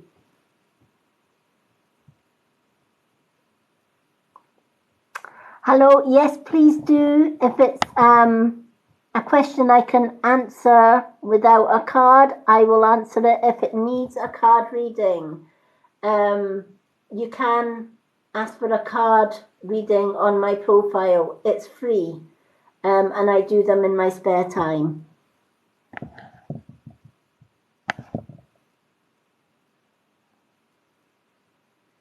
Thank you for the follows, everyone. Okay. So if this is the case, Coburn, and you're holding past hurt, sometimes the way to get rid of trauma is to get it from in here and out. One exercise I always teach people that come to me for help with past hurt or past trauma that just keeps coming back or something triggers it, is to take a piece of paper. Every time that past hurt comes back to haunt you in your mind, write it down and then burn it and cast the ashes to the 4 winds. If it comes back again, do the same. Write it down, burn it and cast it. It's a slow process, but it's a process that works because the physical act of taking it from here, writing it down on paper, then burning it and casting it to the winds and saying, I don't need this anymore, please, universe, take it away from me. Eventually, it stops coming into your head. It does work. I've been away from abuse for 8 years. I still use that method because when you've been through 30 years of abuse, you do get triggers. And every time I get those triggers, I write them down and I burn them. And if they come back again in the future, I write them down and I burn them. Every year that goes past, those traumas and those triggers get lighter. It does work. It's a method that pagans have been using for so many centuries, and witches use it all the time. If we don't need it, write it down, burn it. So that's one way of getting rid of this past hurt or event that is holding you back in the past. It's called the past for a reason. We need to keep it in the past. Yesterday's gone. Today's a new day. And tomorrow is a day away. Tomorrow will be today's past. Today will be tomorrow's past. So we need to move with the times. We need to move with the seasons.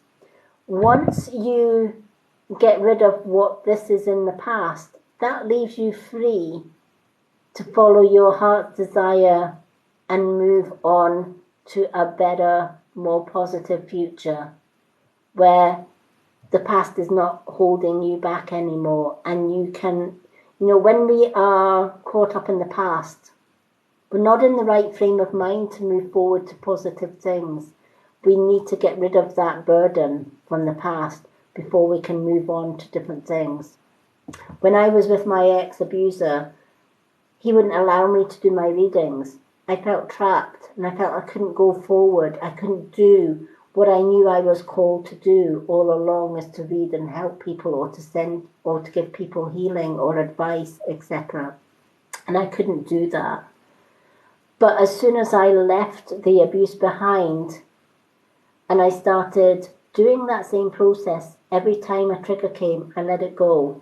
And eventually I built up confidence in myself to go and do my readings, to go and do healing, and to help people along life's way.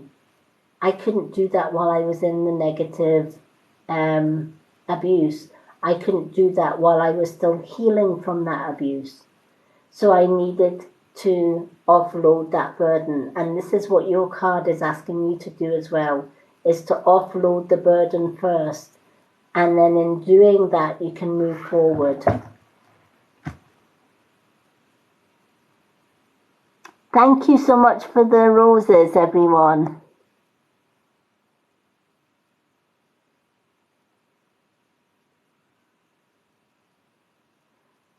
Shalina, I wish I could answer that, but without knowing them, I can't answer that one.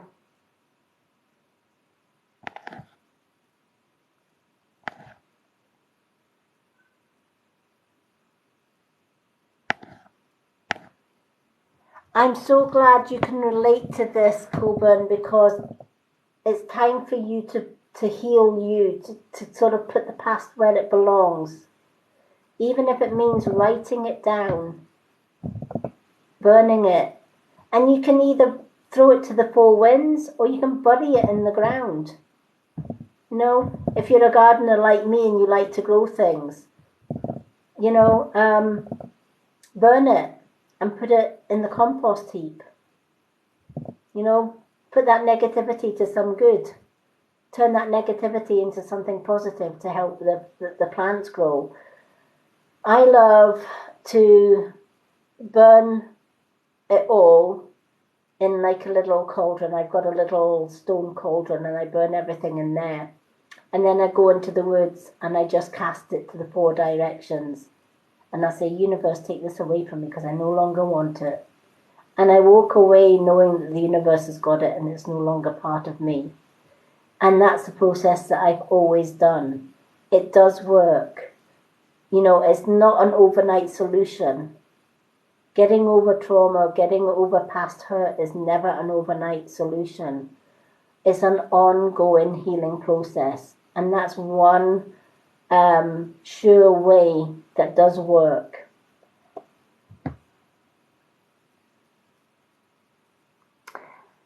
Hello, Priceless. I would love to do more cards, but I've just finished Coburn's one, and I'm on the last reading for tonight, which is Candy's. However, I am back on Friday doing another reading for 8 people. And also, if you go to my profile here on TikTok, there's 3 pinned posts. My 3rd pinned post has a healing list post, a readings list post, sorry. If you like that post and comment card please, I add you to a readings list.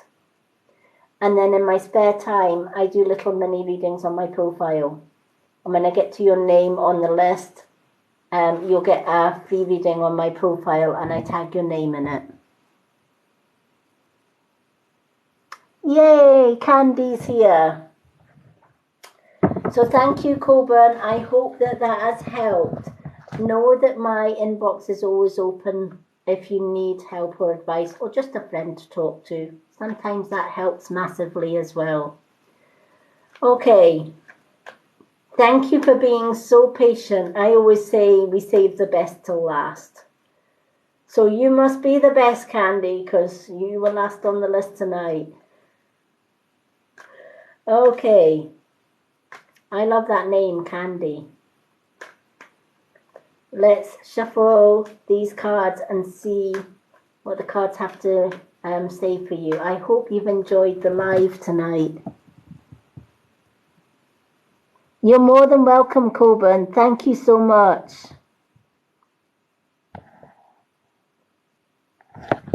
Yay! Thank you, Candy. I love the purple hearts. Love it, love it. That's what I'm all about. The Purple Hearts Unite. Helping other people with traumas.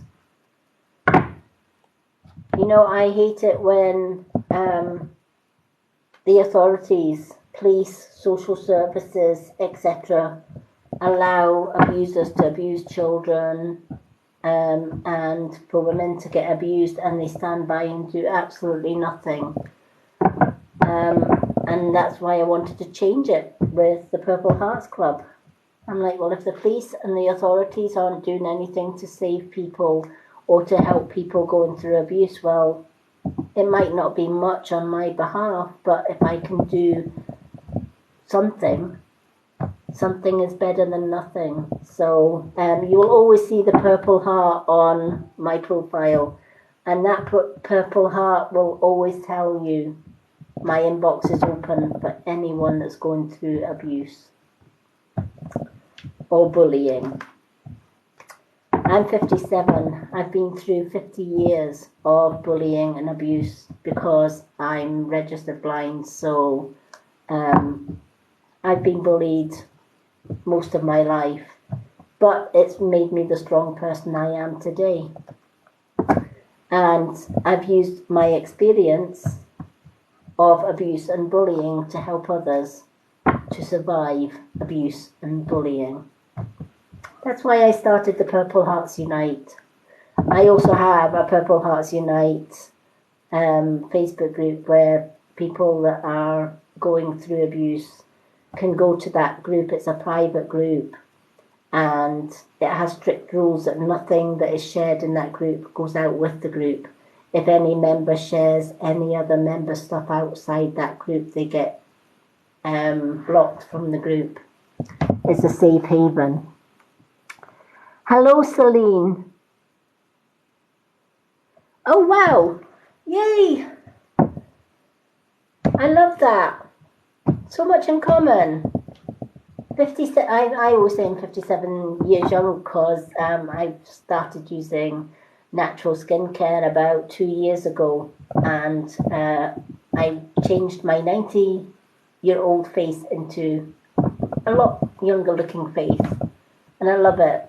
So I teach how to trade in chemical skincare for natural skincare to get better skin. I don't do chemicals anyway. I can't use products that have got chemicals in them, so I have to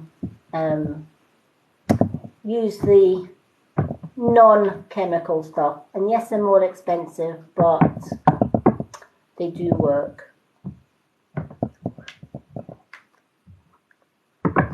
Okay, but it's lovely to have somebody that's 57 too. Yep, definitely. Hello, Claire Rose just joined.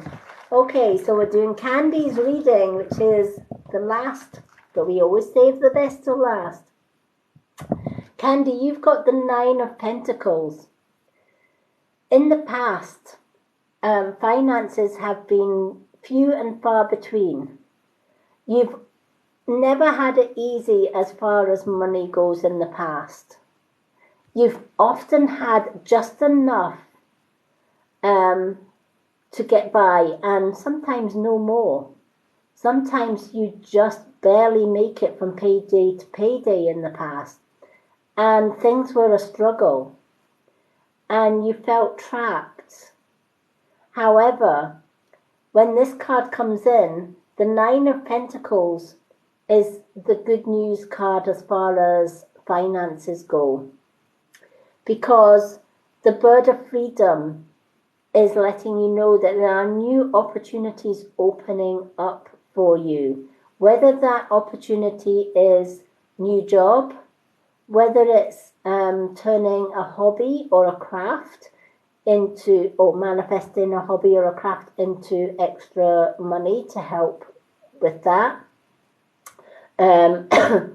Whatever the case, between now and the future, Things are changing for you. There's going to be new things coming up.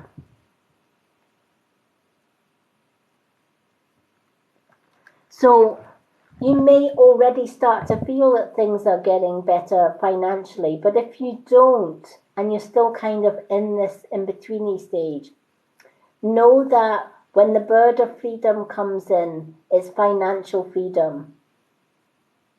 So you may be looking for a way of earning extra money, but a way that's not gonna wear you out, that you're working more than you're having time out to yourself.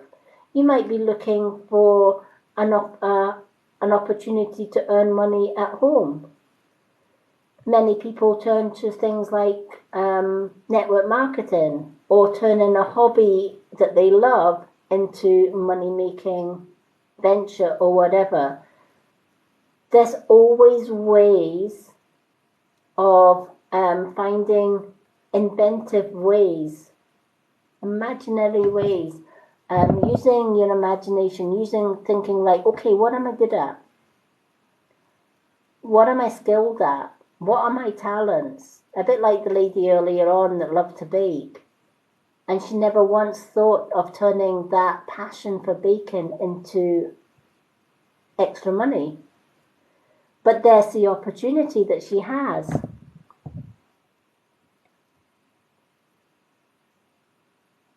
There you go, crafts.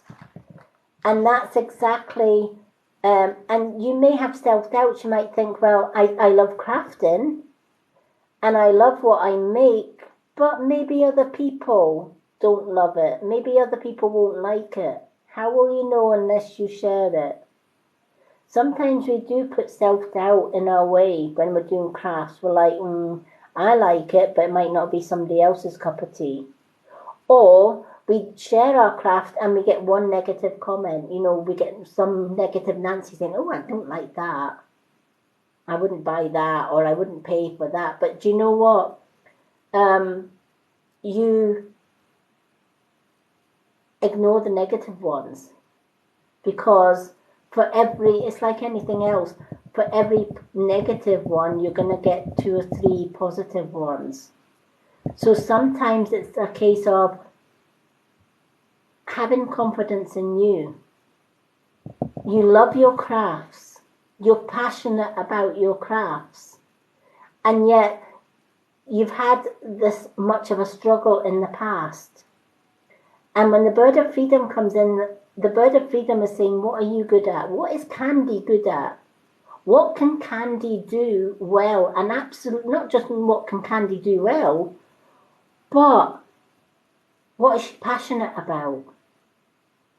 Because if you love it and you're passionate about it, share that love and passion with the others, and with other people. Talk about it. Showcase it. I do healing jewelry in my time, and I've recently just started doing that. Autumn is my time for when the dark nights start coming in, autumn and winter. I get my feathers out, and I was going to say I would shake my tail feathers there, but better not, eh? But I get my feathers out and my hoops out, and I make dream catchers over the autumn and winter, and I usually share them on my profiles, and I sell a lot of them. I'm passionate about making things with my hands, and I love dream catchers. And I put healing into everything that I do, and that's my passion. That's part of what I am. I'm a healer and a reader.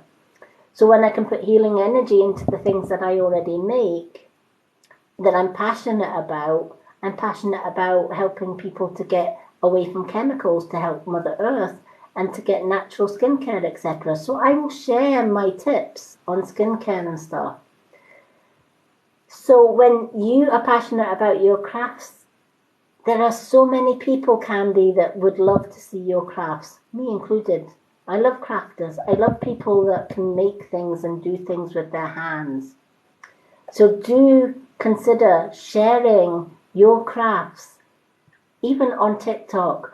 even on Facebook or whatever social media you've got, even if it's just a show and tell, because I can guarantee you, you'll always get somebody that'll say, where can I get that? How much is it? And can I buy it? You know, I shared my jewellery and I had 3 sales on the first time that I shared the jewellery. I couldn't believe it. And all I was doing was sharing my passion. But if you've got a talent, use that talent, because that talent can take you from here to abundance.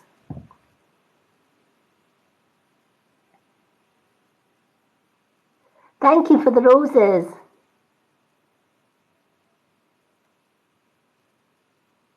Yes, yes.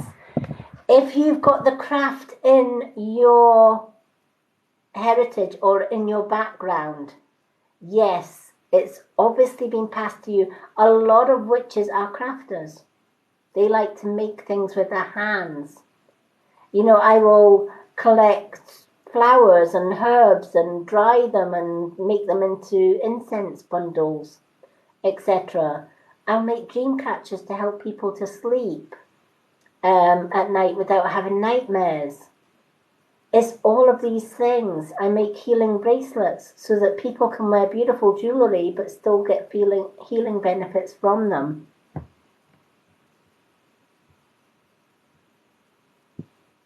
Yep.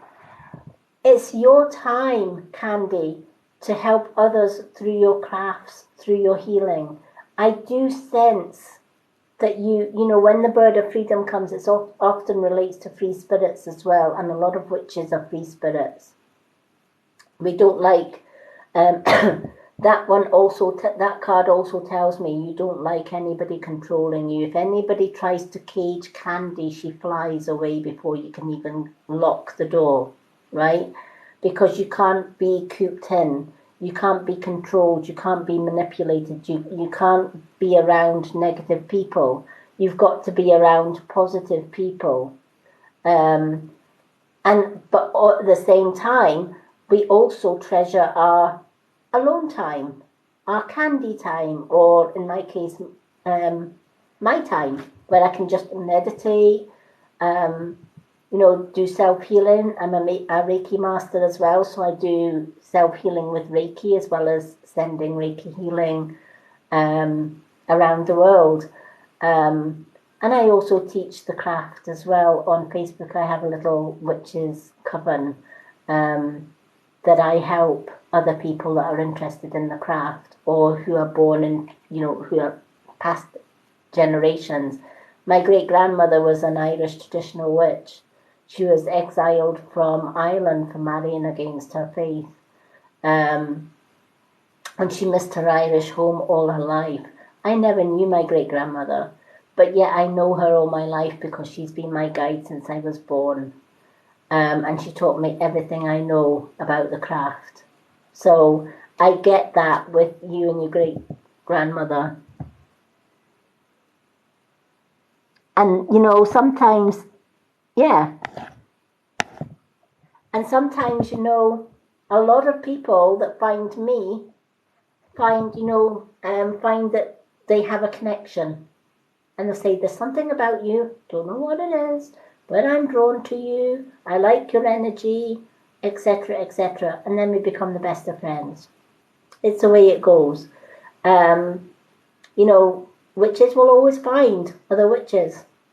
Just natural occurrence. Light workers, whatever you want to call us. We will always find each other. And we do become the best of friends. Yep, definitely. Hello, Rochelle. Lovely to see you. Okay, so I hope that helps. Definitely showcase your crafts. Definitely showcase your crafts. I feel you have natural healing. It's just a case of believing in that healing.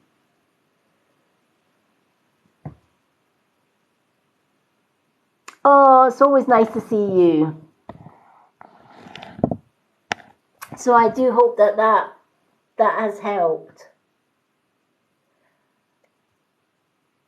I'm so glad I got to meet so many wonderful, wonderful people like Candy tonight, and Helen, and so many, Coburn. It's just been a magical night.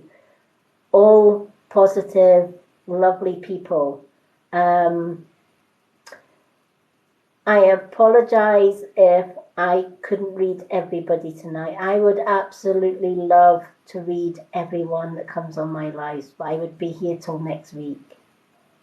Probably not a good idea. I think my partner would miss me very much. But for anyone that didn't get a reading tonight, please do go along to my profile. On the pinned post, there is a post called Readings List. Give it a like. Comment card, please. I'll add you to my readings list. My readings list I keep as a little notebook, little glittery notebook. And what I do is I have everybody's name written down on the list from that profile list.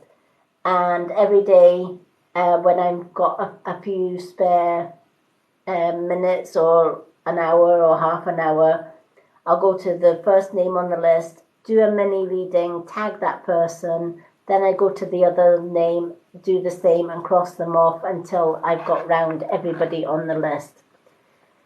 Failing that, I'm back on Friday night doing another card reading.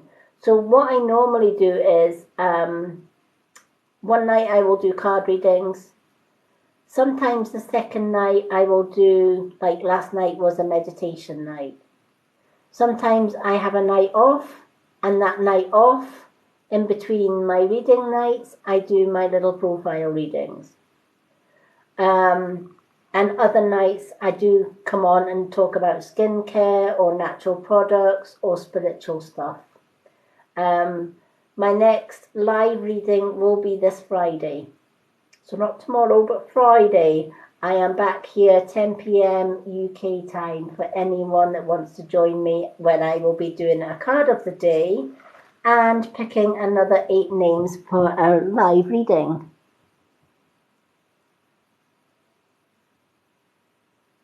Candy, thank you so much.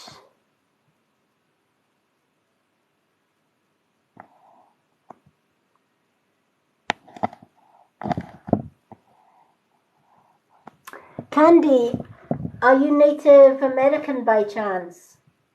My past life was Native. I'm so drawn to Native American people. I have, years ago, I spoke to a lady, she was Cherokee, and we got on so well. I so resonate with Native American people, and I watch a lot of the powwows, etc.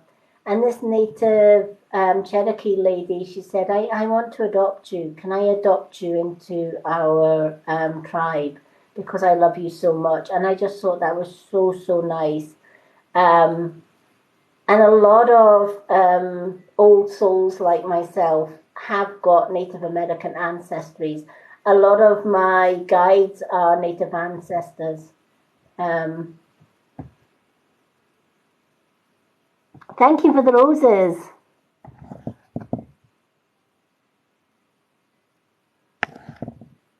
Oh, how wonderful.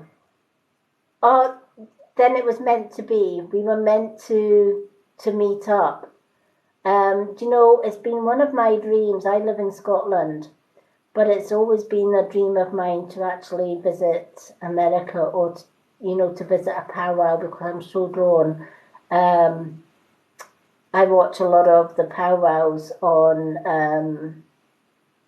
Instagram, and I just I even have let me show you.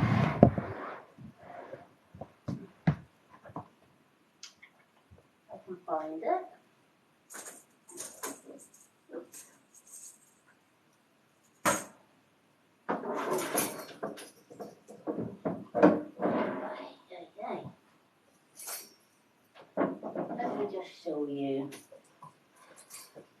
need to share this with you, Candy.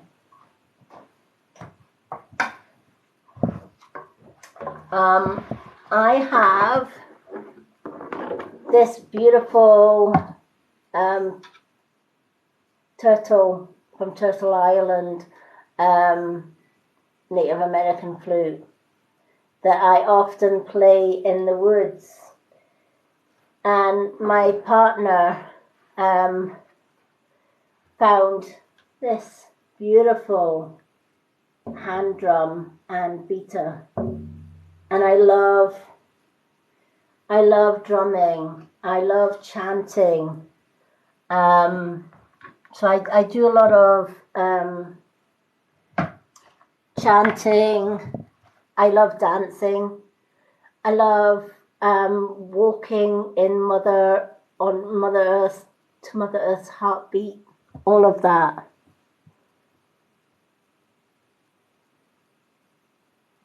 Yeah. No way. Candy. Oh my gosh. Both my parents are Scottish. My great-grandmother was Irish. And I have Native American ancestors. I have two guides. One is a medicine woman. She's beautiful. She has grey, like really long, silver grey hair, and her name's Wolfsong. She has been guiding me most of my life. I have a native gentleman as well, very big guy. Always wears the war bonnet, and his name is Walks with Thunder, and they've taught me so much, and that's why I knew I was always connected to Native American path. So my partner just smiles at me when I'm sitting watching all these powwows, and I just love it. So I hope you do add me on here, because we need to chat.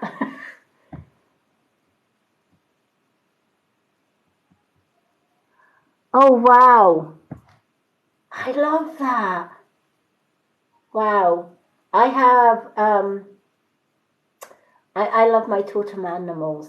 I have a small ornamental totem pole that my partner found for me. It sits in the corner, and it has all the different animal heads carved on it. But I love wolves. I've always been connected with a wolf. And I have a large grey spirit totem animal that walks in front of me. And it's grey. It's like a silver grey. Such a massive, beautiful, beautiful wolf. But yeah, I love all things wolves. I love nature. I love animals. And, animals are drawn to me. I just love that.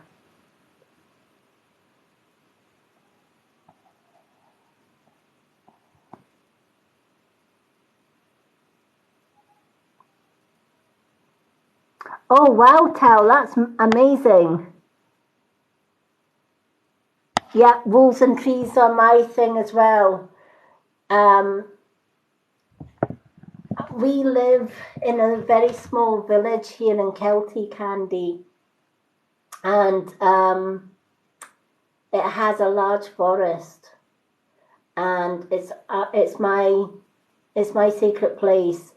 I love walking there. There are actually Native Americans still living in that woods to this day, and there are 5 totem poles here in our village. One is actually in the village, one is in the woods.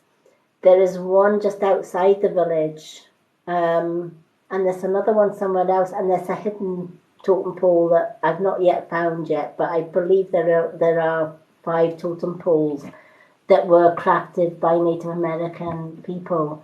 And I love when we travel and we get Native American artists, street artists and stuff, and I could just sit and listen to them all day, you know. But you know, you have just made my night to dance in my honor. That's the greatest honor. Thank you so much. I would love to see that.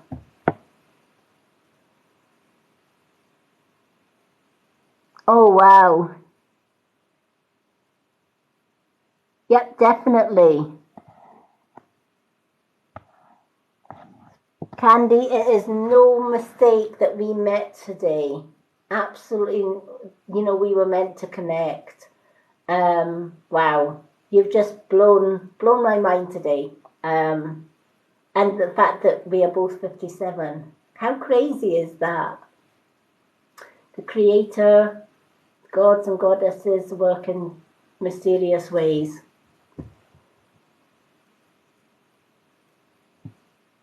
But yeah, I know years ago when I connected with this young Cherokee lady, and she said, "You need to come over here because," and I said, "Well, I would love to come over and just sit and observe the powwow." She went, "Oh no." She says, "You don't observe powwow. You know, we would welcome you into the circle."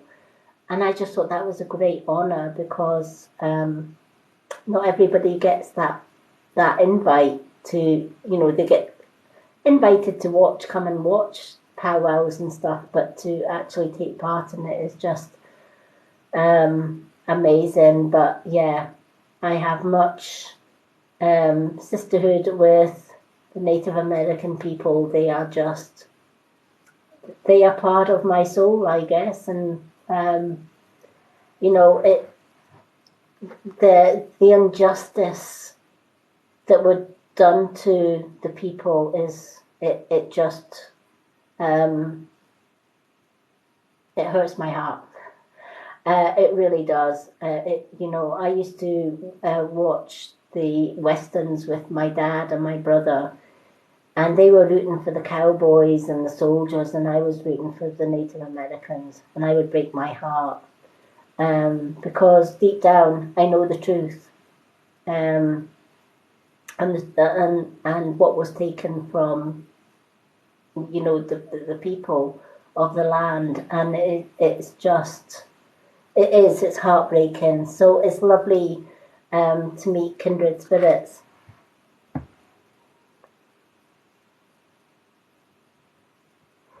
We are very much so. We're definitely going to have to chat. We are definitely going to have to chat. And yeah, do add me on here because I will follow back. And Tao, wonderful as well.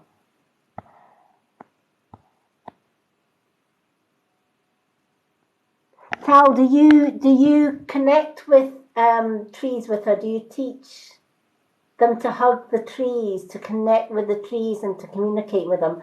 Do you know what? I love sitting at the root of the tree. Like, I will go up and greet a tree and I will hug that tree. And I will instinctively just sit next to the tree and listen. You know, trees are our oldest ancestors. They have much teaching and much wisdom to tell us, and kids love it.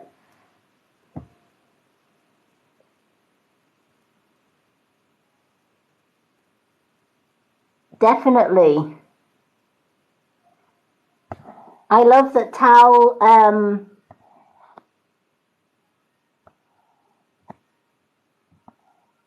has a 7-month-old niece that loves trees. I don't know if Tao's still with us. Wow. I have, I need to show you this candy. It was made from a 300-old tree. It kind of stands at my witch's altar, but when I saw her in the shop, I knew she had to come home with me. We carried her home on the bus. I got some funny looks, but the energy from her, she was made by the royal broom makers that make broomsticks for the royal family, because they can't hoover the old carpets, so they have to hand sweep them with natural brooms. But they also made brooms for witches way back in the day, and they still do that to this day. And I got this one that she guards my altar, but she is massive.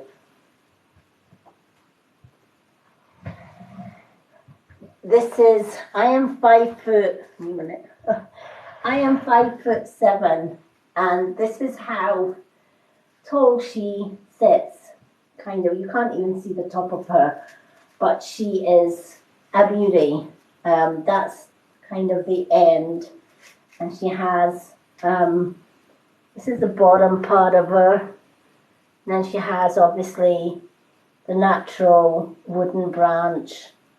And she is my pride and joy, and I always keep her next to my altar.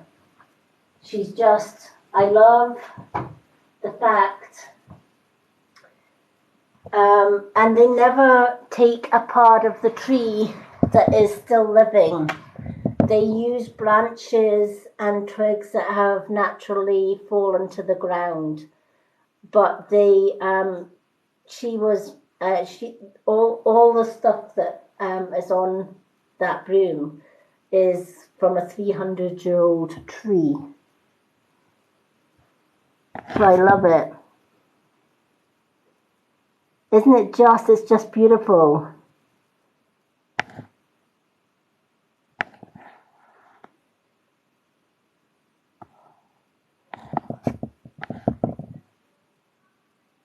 Yeah, definitely. You know, it's just, wow.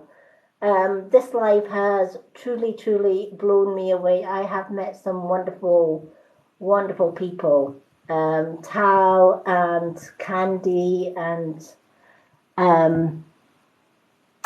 Amy as well.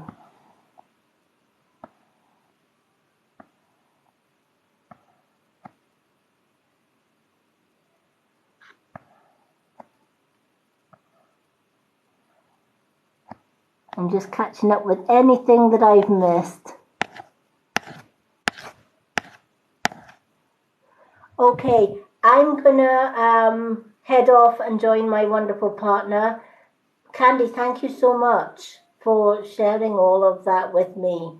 I can't believe we've got so much in common. Same with Tal, and there's a lot of people on tonight that I feel so connected with. So I will be back on Friday with another live reading. I might do a topic live tomorrow. I'll think about a topic. I'll see what my guides have got to say for a topic, or if they want a topic. Now, I usually go with instinct.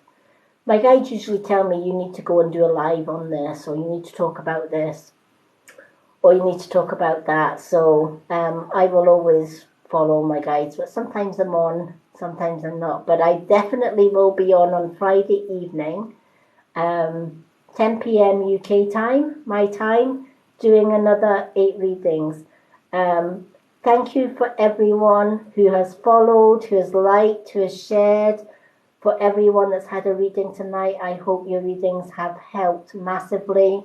Thank you to everyone who's gone along to my profile and put their names down for a free reading on my profile as well. Anyone is free to ask for a card on there. My inbox is always open if anyone wants to chat or whatever. If you're on Facebook, I'm also on Facebook Messenger. And I have a group on Facebook called The Spiritual World of the Mystic Witch. And I'm also on Instagram. You'll find all my social links. I also have my own YouTube channel. All my links are on my website in the bio. So thank you, absolutely everyone. Candy, you've just made my night. Rochelle, thank you so much. I know that Rochelle always catches the replays. Lovely. So thank you, everyone. Have a great rest of the Wednesday. It's now Thursday, early Thursday morning here in the UK. And I look forward to seeing you all again soon. Love and blessings. See you all soon. Take care, everyone.